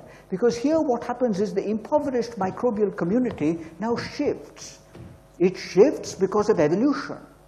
It has to survive in that environment. It now finds ways of treating all the undegradable biomass which is accumulating, and then again carbon metabolism picks up once again, and again it goes down. This now is a cyclic process. Now this is a very interesting thing, because you learn a lot about microbiology, you learn a lot about how microbes are adapting, you get new microbes which you might be able to use elsewhere, and therefore this kind of research is something that happens. But then there's the other end. The other end of the spectrum is there in this issue of Science itself. If you read, the title of the paper will come on the next slide because it's rather complicated. So this says the proton radius revisited. This is the kind of thing that physicists like to do, and they usually need a lot of money to do this. It wasn't cheap to detect gravitational waves and get a Nobel Prize. It wasn't very easy to do the other experiments, which have been these major experiments at CERN and so forth. They cost billions and billions of dollars. And the kind of question that is being asked there is what would form legitimately into the realm of pure basic science, where you don't really see an immediate application for it. Nevertheless, it costs a lot of money. Would you like to know the radius of the proton? I suspect vast majority of scientists don't want to know the radius of the proton. No biologist I know wants to know the radius of the proton, so it would be difficult to imagine that somebody in Malleshwaram now wants to know the radius of the proton. So we can't go and talk to them about the radius of the proton. What is the radius of the proton? Because I was sort of interested in the proton, and the title of the paper is The Rydberg Constant and Proton Size from Atomic Hydrogen. This should gladden the heart of any physicist over here, because the experiments, I think, are incredibly sophisticated. When you look at them, I don't understand a word of it. But eventually, here's the controversy over which physicists will now probably stop talking to one another. Whether the proton has a radius of 0.87 femtometers or whether it has a radius of 0.83 femtometers. And a femtometer, I will remind you, 10 raised to minus 15 meters. Now this, of course, would be a subject which is difficult now to convey to the public. But nevertheless, it's interesting. I think it should at least be conveyed to other physicists, and later on maybe to chemists who occasionally talk about the proton. There's the Rydberg constant. measured to innumerable decimal places, but then the fundamental constants determine, I suspect, whether we live or die eventually. I want to draw your attention to a favorite book of mine available on the internet, which is on basic science and technological innovation, written by a professor of political science at Princeton, Donald Stokes, who died many years ago. And he died before the book was published. So there's what is called Pasteur's quadrant, which, like any true good political scientist, he just drew a square, divided it into 4 quadrants, and named one of the quadrants as a Pasteur's quadrant. I've just used my prowess with Google and cut, paste, and PowerPoint to color this up. This is what is called applicable research. I am not sure that I heard Professor Narasimha right, but he did use the word translation. Now, translation is a word which is feared by scientists who now go looking for grants. Because everybody sitting on the other side of the table asks the question, can this research be translated? Now, translated into what, I do not know. But this is what I would call use-inspired research and fundamental research. And what Stokes really said was that this last quadrant here is what he called Pasteur's quadrant. Because Pasteur's work, both in the foundations of organic stereochemistry, the relationship between molecular structure and optical activity, and also in the foundational work that he did on vaccines and microbiology, really exemplified both the highest elements of basic research and also the most applicable and useful kind of research that anybody could do. But then he was in the 19th century. Difficult to do that now in the 21st century. There was Bohr, of course, looking at the hydrogen atom. And in fact, this particular paper in Science refers to Bohr and says that it even talks about Bohr's model of the hydrogen atom. That was the last sentence in the paper that I really understood. But there's Bohr, and I guess the Bohr model did lead to useful physics and eventually to application. One might sort of argue with the kind of applications which atomic physics has provided, but it did lead to many, many wonderful applications. Edison, of course, could have discovered the electron, but he didn't try. There's a page in his book which suggests that he might be sort of co-labeled the discoverer of the electron, the co-discoverer of the electron. Edison was interested in illumination, and he produced the light bulb. Illuminated all our lives as a consequence. Now, where is most of average academic and industrial R&D? Or I might add industrial academic R&D in India right here. The only iconic figure that I could find here was Lakshman's Common Man. And eventually in this academic space, we commoners in science will have to find our way, whichever path one wants to take. And I think this is a useful way of thinking about basic and applied research. Is the public understanding of science important? The public understanding of science is important. I show you one example. This is the famous Gleevec case, imatinib, which came before the Supreme Court in India, where a patent discussion was there on this cancer drug. The case itself was at the intersection of science, medicine, and law. It turns out that scientists and medical practitioners are generally sober people. Lawyers are not. They are mostly on the street demonstrating and breaking the law. But all of them were together in this case. And this was the Supreme Court of India. And they passed this judgment. This is probably the one judgment which relates to science of the Supreme Court which everybody should read. Because it's a very scientific judgment. Very good judgment. Small judgment. No language in it that you can't understand. And it was delivered by these distinguished judges, unfortunately, on the 1st of April 2013. They could have picked a better date. But before this, the patent law was enacted by Parliament. So there was a discussion in Parliament before the law was enacted. And the Supreme Court actually commented in the judgment on the Parliament debate. And they say this. He says, the bill evoked a highly insightful and informed debate on the subject. To anyone going through the debate on the bill, Parliament would appear keenly alive to national interests. I don't know what they meant by this. It sounds like the judges were in fact saying that Parliament is generally not alive to national interests. I don't know. coming back to my issue of science, here's the cover so that you can go and read it. The cover is on single-cell genomics. It says single-cell epigenomics, recording the past and predicting the future. If you read that title, and if you're a newspaper reporter, you can say, today scientists, especially if you're a sub-editor, you can say, from single-cell genome, scientists now are able to predict the past and the future. Now, if you read the abstract, of course, it says, this will allow new levels of understanding of cell fate decisions. So they're only worried about the fate of a single cell, not the fate of a whole organism, but it won't be long before there is a public case for single-cell genomics being the way in which every human problem is going to be solved. For those of you who are interested in both history and biology, I draw your attention to this book. This book is called The Sapiens, A Brief History of Humankind. It draws the connection between history and biology, and it talks about the cognitive revolution, which has really led eventually to the kind of change that one has in science and our understanding of nature. It says the cognitive revolution, which according to this book began some 30,000 years ago, is accordingly the point when history declared its independence from biology. And there are many other things which are said in this book which merit careful reading today.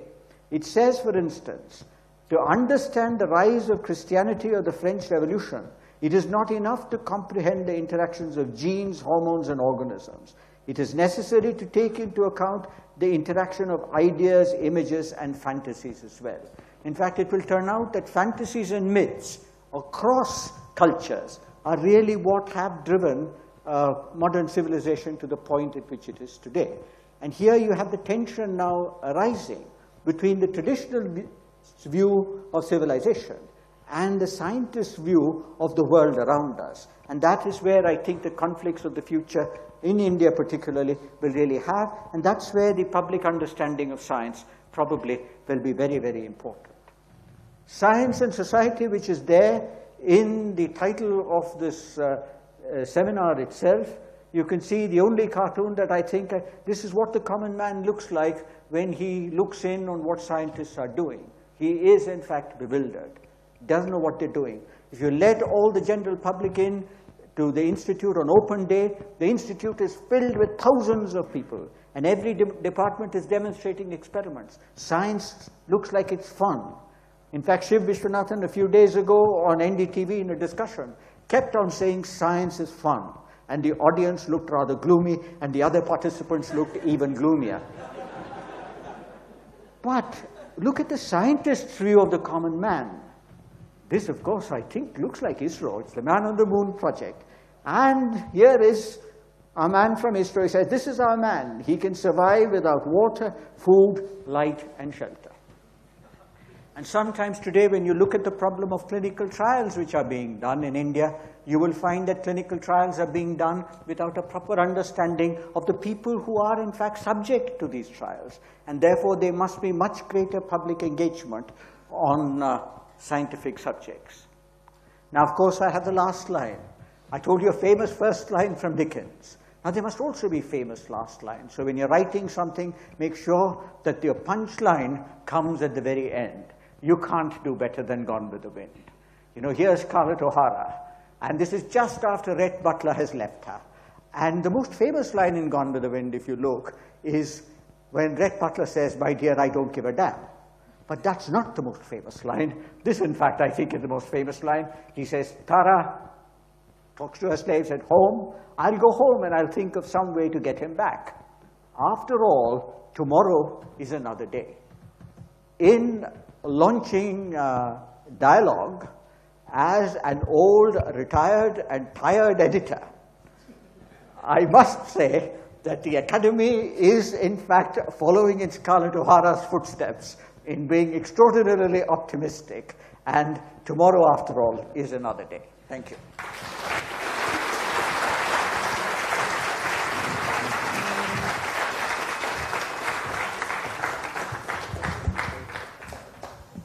Okay, so are there one or two pressing questions for Professor Balram before we move on to the next speaker? I mean,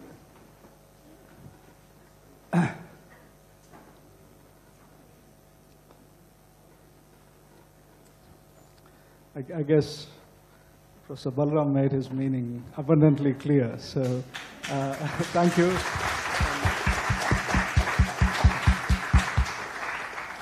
Okay, so the next speaker is Professor Mukund Thattai, who Mukund obtained his BA in physics from Cornell University and a PhD from MIT in 2004. Since 2004, he's been at the National Center for Biological Sciences. His research explores the origin and evolution of cellular life on Earth. Mukund has been deeply involved in public engagement efforts and the arts and science interaction and collaborations. And he's worked with conceptual artists and theater practitioners to explore the practice of biology and its impact on society. He's been involved with the Science and Society program at NCBS and the Science Gallery Bengaluru initiative, as well as many other related things. So he will share both his experiences and the perspective on public engagement arising from these interactions and experiences. So he'll talk about a public engagement roadmap for scientists. Thank you, Srikant. And thank you very much for having me here. It's an honor. I'm a practicing scientist. I'm not a scholar of science and society. So again, that disclaimer that what I will tell you are things I've learned from my own experiences in trying to engage. And I guess I'll put the most important lesson up first. What it took me some time to realize is I am first and foremost a member of society, not primarily a scientist. And apart from my own niche subject, which I studied in my lab, what my colleague down the hall or at a neighboring institution or at the government departments do, it's fully my right to question their, why they exist and why I should fund them with my taxpayer money. And once you flip around to thinking of it in that way, then public engagement becomes much better because you see it from the other side. And I think the title of this journal is very cleverly chosen, but the extended title, Science, Scientists, and Society, contains a little bit of a hint of why the problems exist that the journal is trying to address in the first place. I think this us and them needs to be removed a little bit. So I apologize for starting with this uncomfortable note. My excuse, of course, is that the point of dialogue is to make people uncomfortable. Otherwise, it would be called a duet, right? So I think, in fact, the title of the journal is very appropriate and apt, and it will do great things. So this has happened to all of us in this room who've been scientists, right? So you're out somewhere, and you're speaking to somebody, and suddenly it turns out that you're a scientist, and they look at you, and they say, oh, you're a scientist. And they pause, and maybe sometimes they'll say, well, I've never met a scientist before, and they sort of push at you a little bit, and usually that's the end of it, and they wander on. But occasionally, you might grab their attention, and sort of, let's see what happens next. Sometimes it's actually nice. Whoever this person is, who's evidently not a scientist, stops and says, wow, what's it like? And then you think, oh, I haven't thought about that, but let me try and explain. And if you wait too long, well, they go away. But if you manage to catch their attention there, then they manage to ask, what? They figure out that you are actually studying something. Many people don't understand that's what scientists do. So what do you study? And so you have a short amount of time to have an answer to that. And if you get a hook, then you have a discussion with them. But if you don't, then they leave. And finally, there's this question. Why is that useful? And at that point, sometimes the scientist walks out. And then you lose the chance for dialogue, right? So this is not unusual. This is absolutely routine. And so we keep on losing opportunities to have a discussion. And so here's the point, right? This is not something which should be surprising. This kind of reaction from somebody who's not a scientist is completely expected given how we project ourselves and how we've comported ourselves in public, okay? Let me just think about it. So when scientists talk, we do talk quite a lot, we're trained to talk. Here's what we tend to do, here's what we ought to do. Even if we start to have a discussion with somebody, we tend to dumb it down. We start with, well, that's hard to explain, but I'll give it a shot. Instead of dumbing it down, here's a phrase I learned recently, you should open it up, right? You should start with the fact that somebody's asked you a question that should make you feel very happy, which it does often, and you should realize that's a rare and beautiful thing, and you should say, thanks for asking, mean it, and then go on to explain what it is you do, right? No matter how complicated it is, because if they're interested, they will listen. Here's the other thing we do. We ignore the question. There's lots of people who constantly ask what it is we do. And after a while, we say, well, I have to go write my papers. I don't have time for this. And this is very bad and very dangerous. Somebody else is giving you time, and you should, again, respect that and respond. So instead of ignoring the question and saying, I'm too busy, it's true you're too busy, right? What you should tell them is, God, I'm so busy. People keep looking at the paper I'm publishing instead of this great discovery I'm about to make. And, my students are suffering because of this UGC requirement, whereas we're on the cusp of, And so you explain so that people can empathize with the fact that you're a scientist and you go through the same highs and lows and you're not sort of a caricature of a scientist. You have the same daily experience as many other people working in the creative arts, sciences, and other kinds of fields. So don't ignore the question. Convey why you do it. It's actually quite easy once you start to talk. You'll find just, after the first 5 minutes of complaining, then you start to talk about all the positive things. Here's the other thing, which Professor Narasimha alluded to. We get entitled and defensive, and this also, unfortunately, happens all the time. Somebody says, why is it useful? And you interpret that as a criticism. It's not a criticism, it's a question. You shouldn't tell them, you trust the experts. It's useful, and I can't explain why it's useful. And of course, you should fund us, right? I'm not going to tell you why, but of course you should fund us. Yeah? Now, don't think of it that way. Think of another scientist coming and asking you for your taxpayer money, and they tell you, of course you should fund us. And you say, no, you explain to me why this machine is supposed to do what it's doing. So why not give the same respect to a member of the public?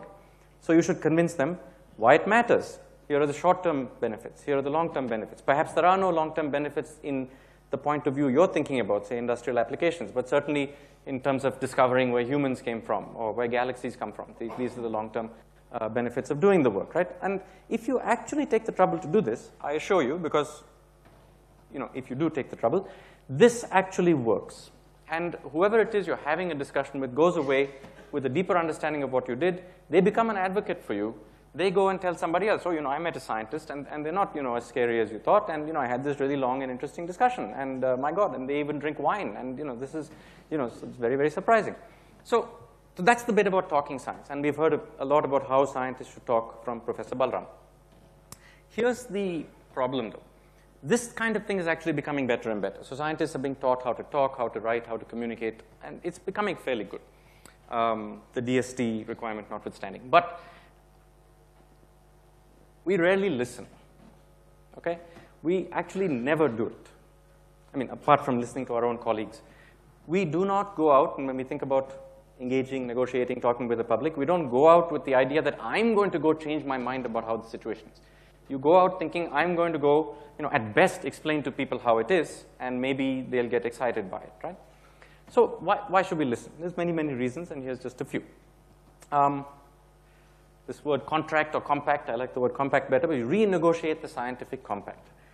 So science is publicly funded, and therefore it is fully within the rights of members of the public and the governments and their representatives to ask us why we do what we do. And that's our chance to explain to them. It's to make a case. And you can make a case saying, well, it may not be application, but it may be the same reason you fund science as the reason you fund sport or the arts. There are broad cultural reasons, or for obvious industrial reasons and medical reasons and so on, right? So that negotiation, I'm sorry, there's a G missing there. That negotiation can only happen if you listen. You can't tell people what the scientific compact is supposed to be. You can say, how can we meet halfway with what the science, with state, society, and scientists are able to do for each other?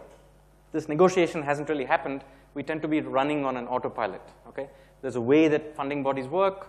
There's a way that these local systems work by which you justify your existence, and there's no need for us to become so uncomfortable to go out and say, why should society fund us? Here's the other thing which is, slightly more obvious.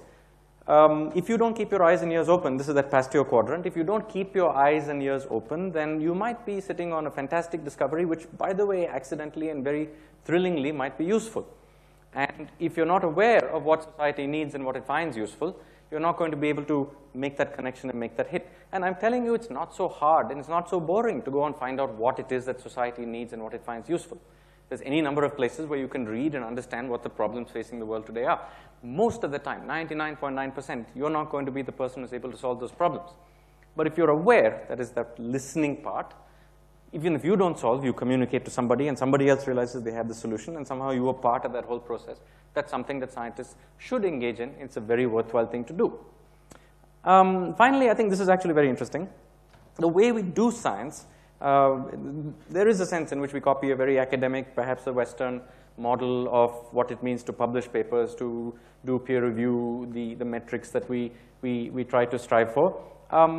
And I found, and I'll give you a couple of stories of this, that the public actually have very interesting new ways to imagine what scientists could do. Now, science 300 years ago was the absolute Wild West, right? Scientists didn't all look like scientists. They all just ended up doing whatever they wanted. And you know, this crazy mixed up process eventually developed into this very systematic way of producing knowledge, or at least some kind of output that we call science today.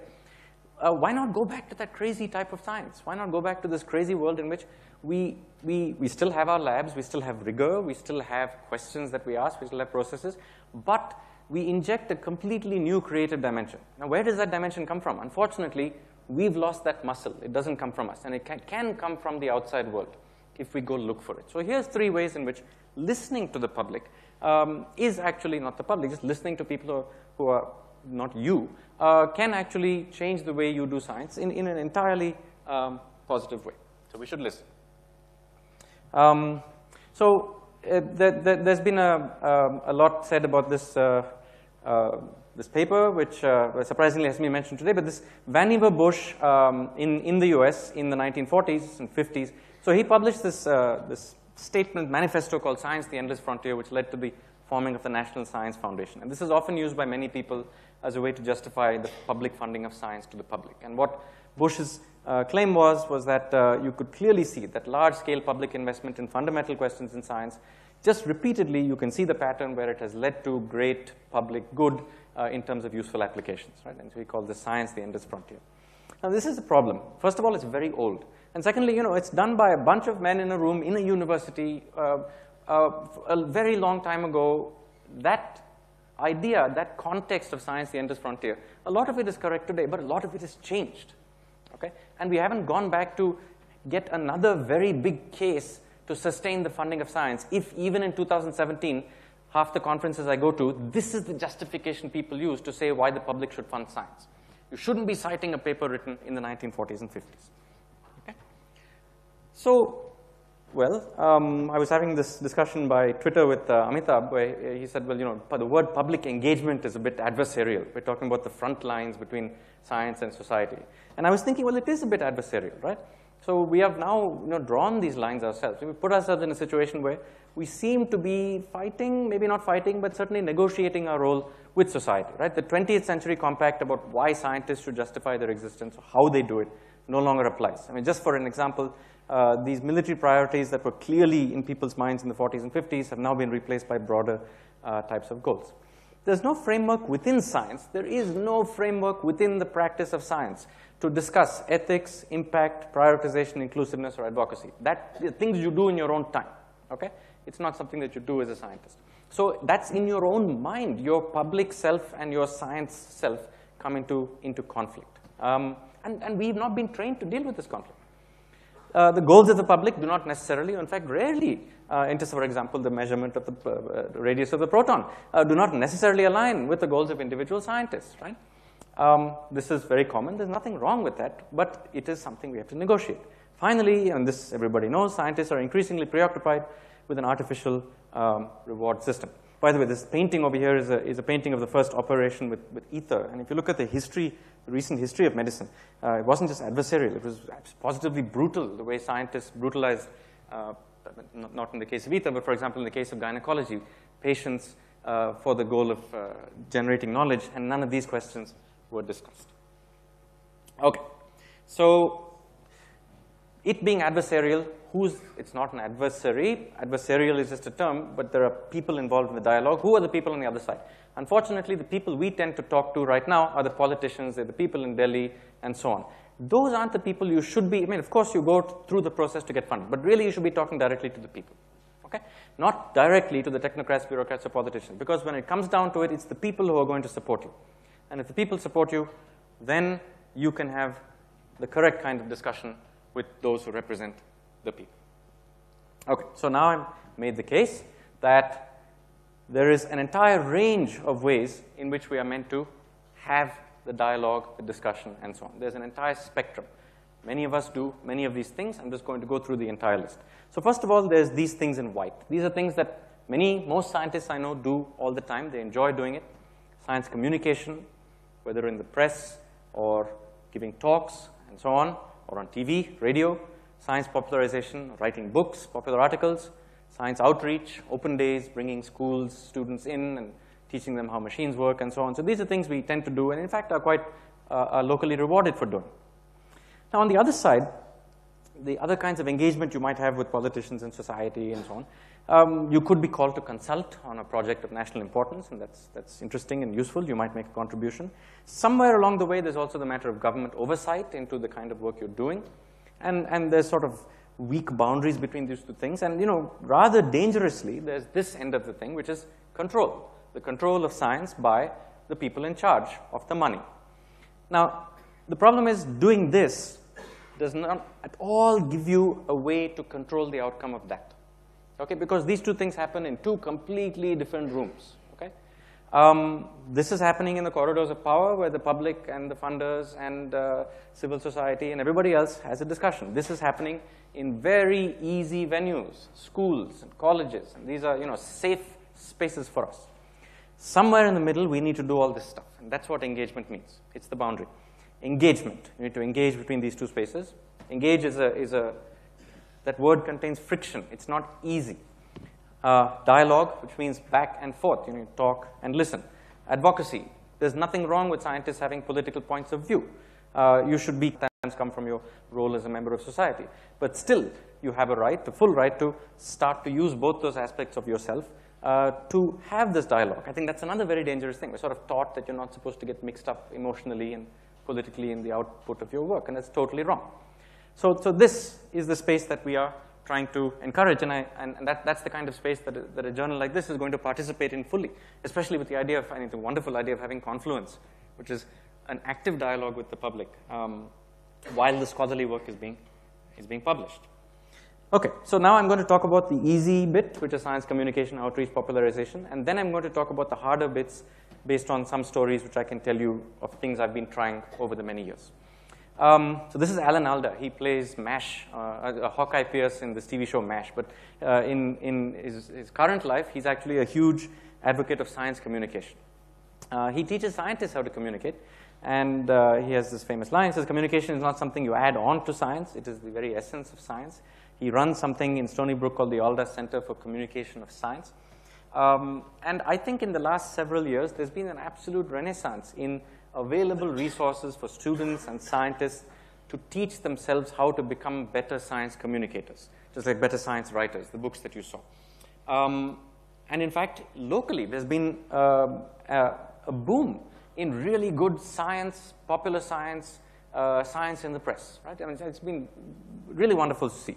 So communication and science journalism. So for example, The Wire is a wonderful place you go for good popular science articles about things that are being done locally. Transdisciplinary University has just started one of the first fellowships for people who want to learn how to become science journalists.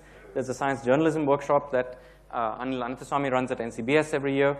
And then there's a young crop of science journalists who've now come up who are really breaking the mold of what it means to do science. So, of course, Pallav is an established and seasoned science journalist, and he's been working to not just popularize science, but critique science for many, many years. Now, people like Ashima or Priyanka or Vasudev Mukund or Shubha, they've been using the modern availability, not just of print newspapers, but the availability of online magazines and many other, and social media and many other ways of communicating with the public to really revamp what it means to convey science to the public. And I think they're doing a fantastic job. They should really be commended for this.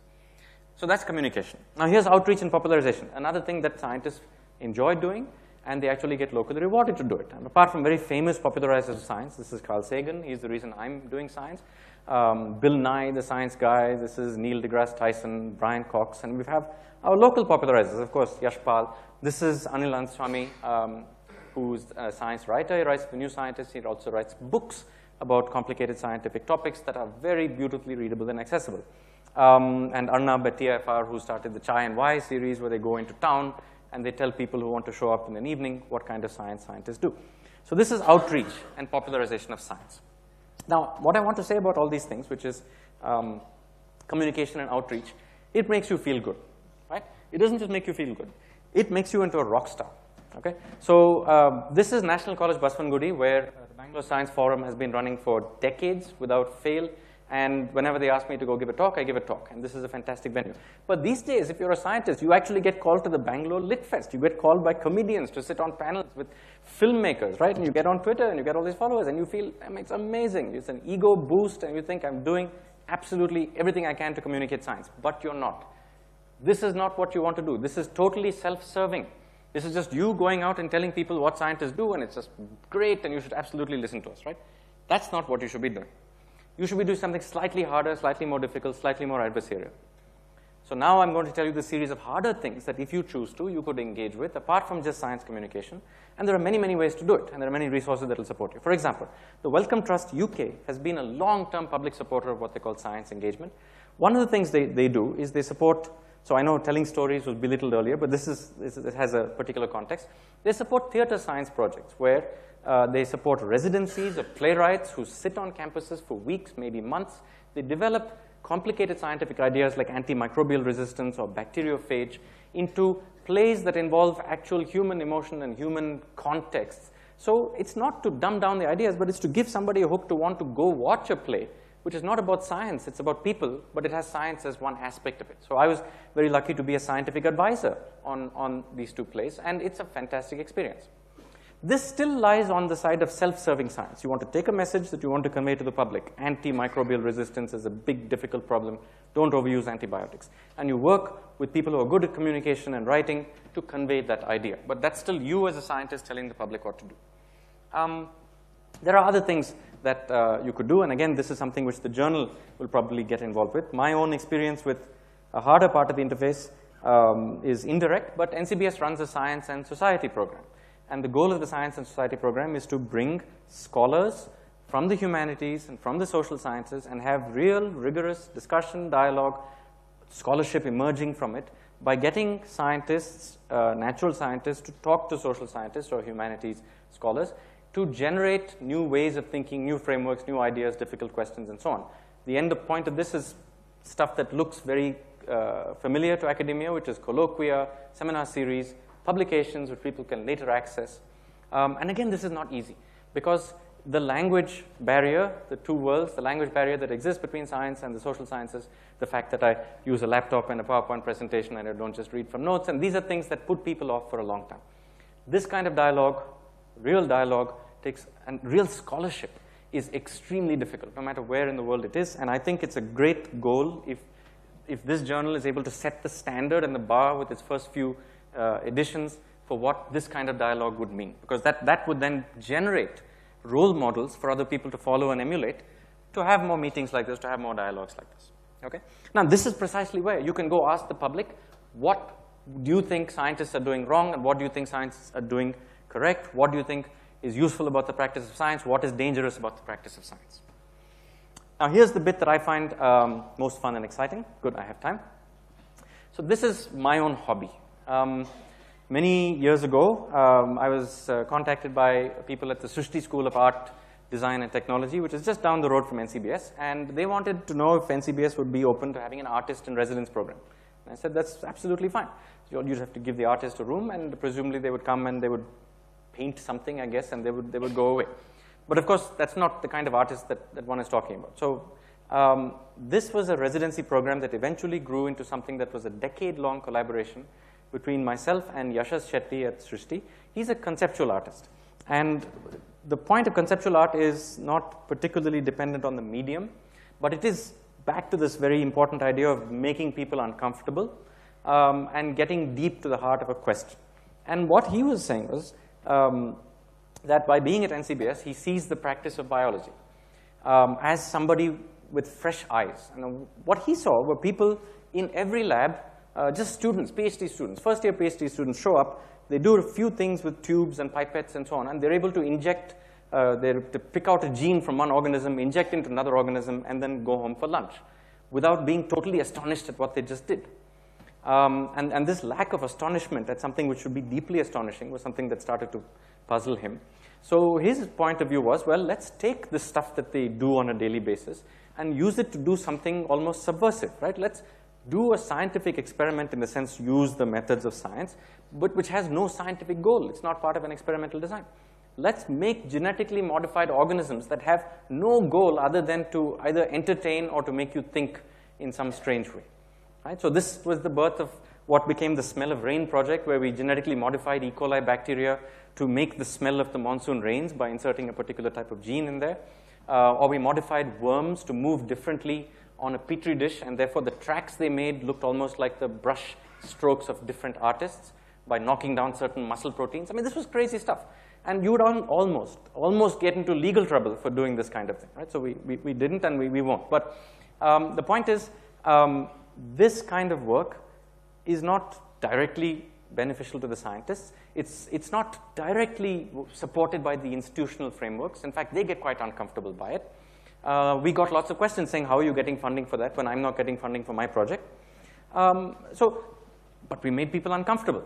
And in the end, these things actually ended up in museums of science around the world. So this is work that we produced here in Bangalore, are now bioart exhibits at various places. And literally, we could only have done it in India because these kinds of mixings of different disciplines without worrying too much about long-term, well, at least not too much long-term stuff, is still something for the moment we preciously have within our scientific institutions, and we should not lose it. So what I mean by this is, if you engage with these artists, I tell you, you will come away with a deeper appreciation of your own practice of science. You'll come away with a deeper understanding of why you do what you do.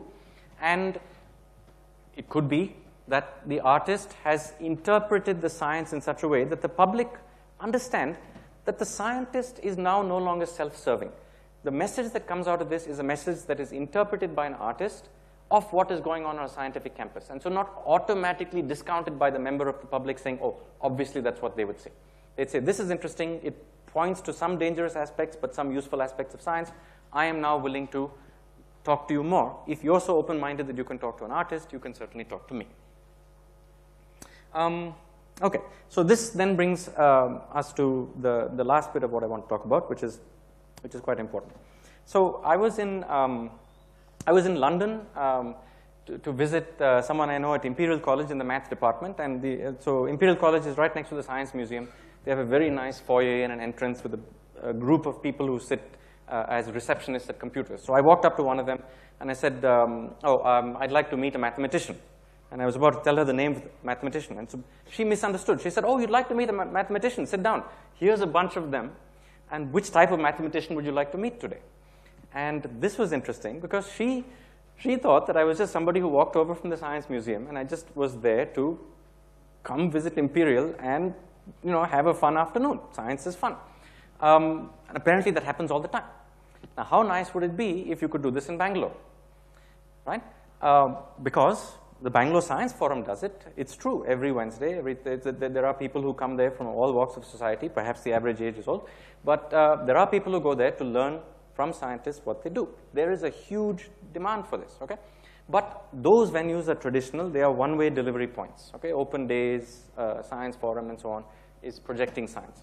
What you need is a neutral space, which is not in a science campus, and yet is not sort of in the Vidhan Saudha, let's say, where you can have an uncomfortable discussion, and you can bring artists, and you can bring scientists, and you can bring members of the public, and have a sustained interaction. So you need to know that it will always be around.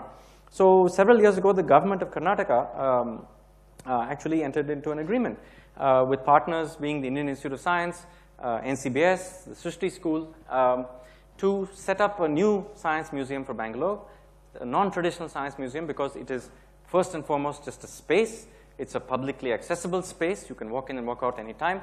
It's a space where the exhibits will change constantly. It's a space where you can be assured that when you walk in, it won't be the same exhibit you saw last time, but it will be timely. It could be about poisons or antibiotics or about the diameter of the proton. I don't know. So this is an experience I had at Science Gallery Dublin, which was the first museum of this type, of which we are now a network partner. And this was just fascinating for me. Science Gallery Dublin is on a busy stretch of road just outside Trinity College, and they have a nice cafeteria. And what you have inside are scientists and artists who've set up exhibits, and they stay for residencies of 2 weeks or a month or something. And when nobody's walking in, they work on something with the artists. So they have a collaboration going on. But when somebody walks in, they stop what they're doing, and they have a long discussion with people over coffee. And it's free, by the way. And so we should hope that it's going to be free over here. I'm not sure about that. So Science Gallery is actually going to be just down the road from here, just past Makery Circle. And to develop the exhibits, along with this network of museums around the world, including Dublin, London, Australia, and so on, we need students to get involved, PhD students to make the exhibits. We need design students and artists to make sure the exhibits are not, again, one-way exhibits, but things that stimulate two-way discussion. Okay, so having been funded by the Wellcome Trust on multiple occasions, I've been invited twice to what they call the International Public Engagement Workshop. This one happened in 2016. And the Public Engagement Workshop is where Wellcome Trust brings people they have funded. In many cases, people who have had several decades of experience working with communities, often medical practitioners, working with communities to develop a public engagement program. So these are scientists or medical doctors, but real experts in public engagement. And it was my privilege to sit in a room with them for several days, the outcome of which was a document, which in many ways is a roadmap for science. It's a publicly available document, which I'll share with Srikant, and then those of you who are here can actually read more about what's in here. But I'm going to give you a few snapshots. What I want to show you here is the people who eventually had a successful public engagement practice. What did they end up telling us? So for example, what do you think is the main benefit of researchers engaging with the public? It's a fair question because I'm busy, right? Is it worth my time? So for example, to learn from public groups and ensure that research is relevant to society. This is interesting, okay? To inform the public and raise awareness about research. These are things we can all agree in, right? To maintain public support for research, right? So these are the kinds of things that I've just discussed. And public engagement experts, people who've had a successful practice, say that they've achieved these outcomes over the years. These are not just pipe dreams. What are the main challenges, though? Not everybody can become a public engagement expert off the bat. My advice to you is don't get involved on your own. Get involved with the community or a set of people who've done this before. Get involved with a funding agency that knows what it's doing, like the Wellcome Trust, and they'll help you put it together. But for example, of course, just the support structure is not there, right? So there aren't people who can help you do all these other things apart from being a scientist. Funding support, infrastructural support, just reward structures in terms of being promoted or not promoted if you waste your time doing that kind of work. Finally, what would most encourage you to get involved? If it was easier for me to get funds, right? So this is the standard scientific question and a standard scientific answer. And this is interesting for a body like the Wellcome Trust because their immediate response was, we saw value in this, we will give you funds. So there are funds available. There is literally no excuse not to do it. Wellcome Trust is particularly interested in biomedical sciences, but I'm sure similar things can happen in other disciplines. Okay, so I'll stop now. So here's something I learned from Michael John Gorman, who was at the time the director of Science Gallery in Dublin. This is the long room at Trinity College, Dublin. It's an absolutely fantastic place. If you go to Dublin, go and visit. This is where they keep the Book of Kells as a manuscript in the back. And if you go in, you immediately get hit with this, you know what I'm talking about, right? This familiar smell of the hallowed halls of academia, right? Everybody can imagine what I'm talking about, right? You know what that is? You know where that comes from? A lack of ventilation. Okay. So what that means is that scientists need to get out some more, okay? This is a bad sign, yeah? So, and I'm glad that this is a good start. I'm happy to continue the dialogue. You can reach me at that handle on Twitter. And I'll stop here. Thank you.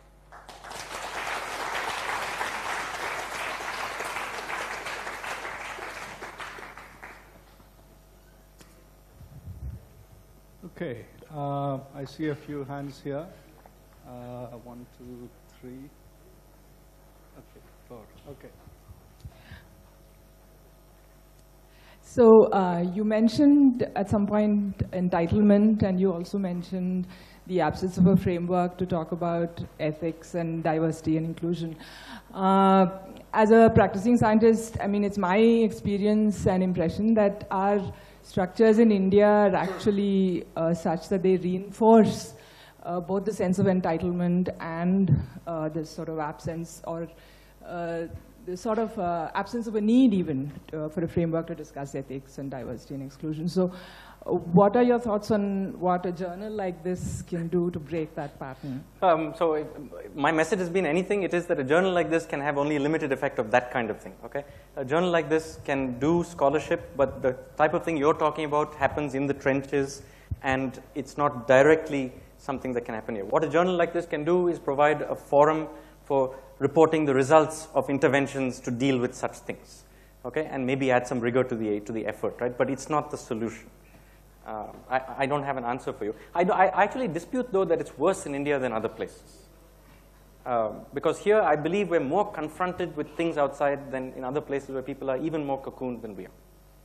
So, I just had two questions.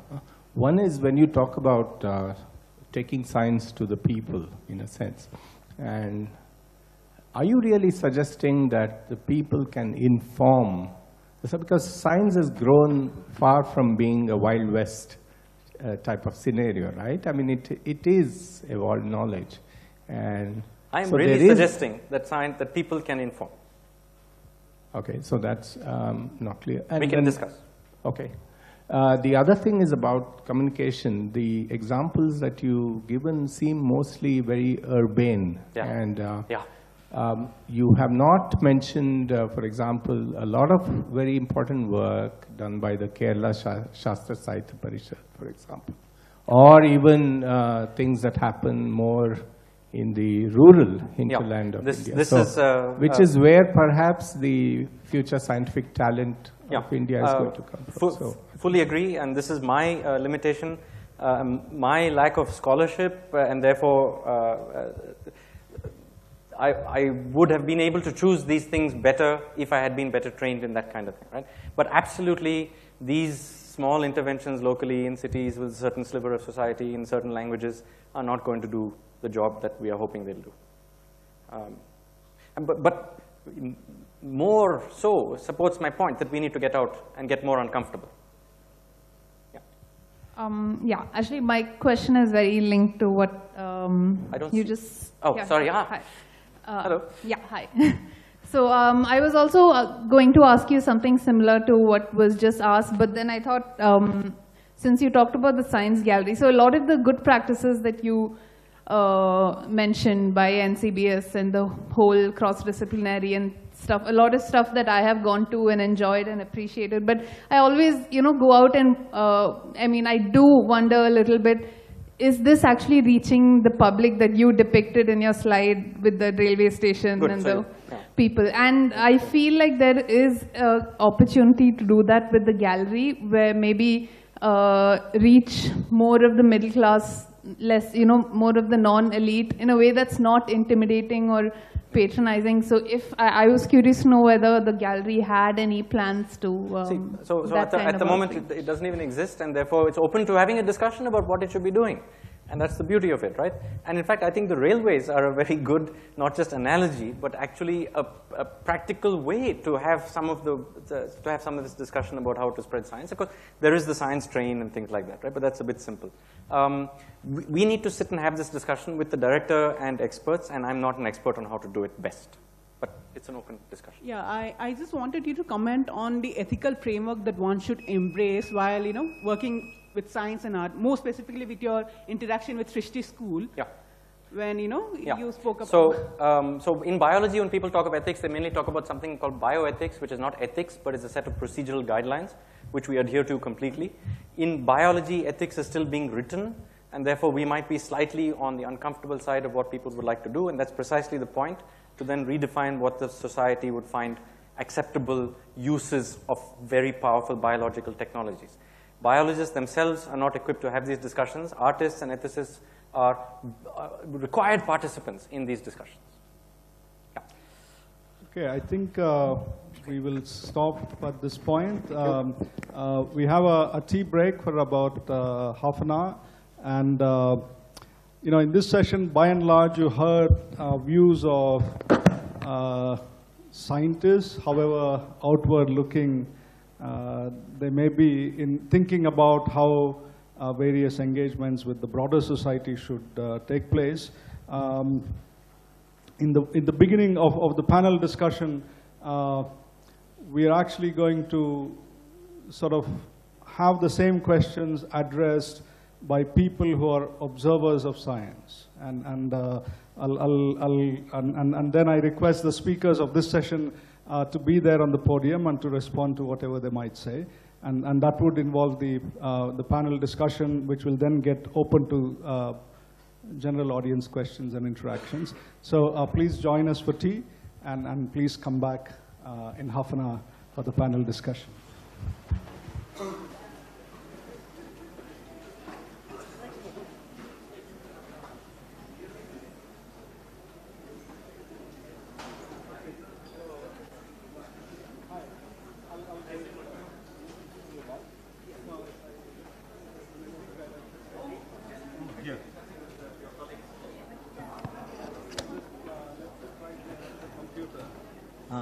Yeah. Okay. Great. Okay. Well, set it to 10 minutes for during the panel discussion. Each person will give opening remarks for 10 minutes. Okay. Yeah. And advance beep for? Advance beep for? 2 beeps will be there. One final beep. Just one beep, 10 minutes. No. I'm saying do one beep, 10 minutes. It should give an advance beep. That's the mechanism. Then give it for 9.5 minutes. No, it should be a round one. I don't know, yaar, come on, I'm telling you, we don't need that. But if... Can we have a chair? Huh? Your chair ಹಾಕಬೇಕು ಇವಾಗ ಬೇಕಲ್ಲ ಬಹುದಾ ಅಲ್ಲ ಹಾಕಬೇಕು ಇವಾಗ Sir, can I sit for 8 minutes? Look, forget the buzzer, okay? Huh? If you can set it for 10 minutes. Yeah, no, we don't need it. Huh? So 10 minutes, I'll tell them.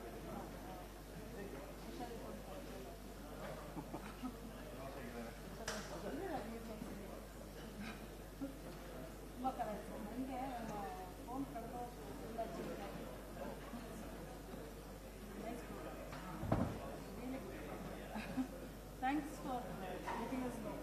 Oh, good to have you here.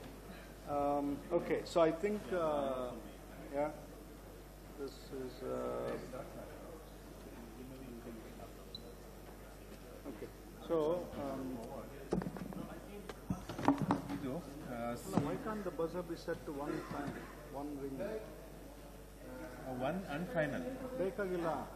Final gottagolvala. So I don't need it. I need them to be told that 10 minutes are up. If you can do it, do it. If not, forget it. Thank you. Second one beda. And set 35 at last.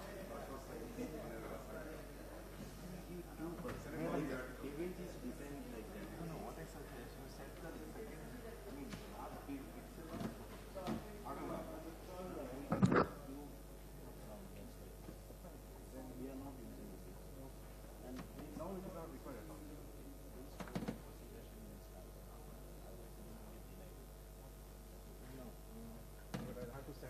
as an email.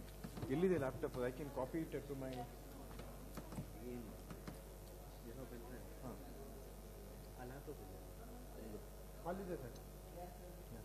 but this cannot be loaded now.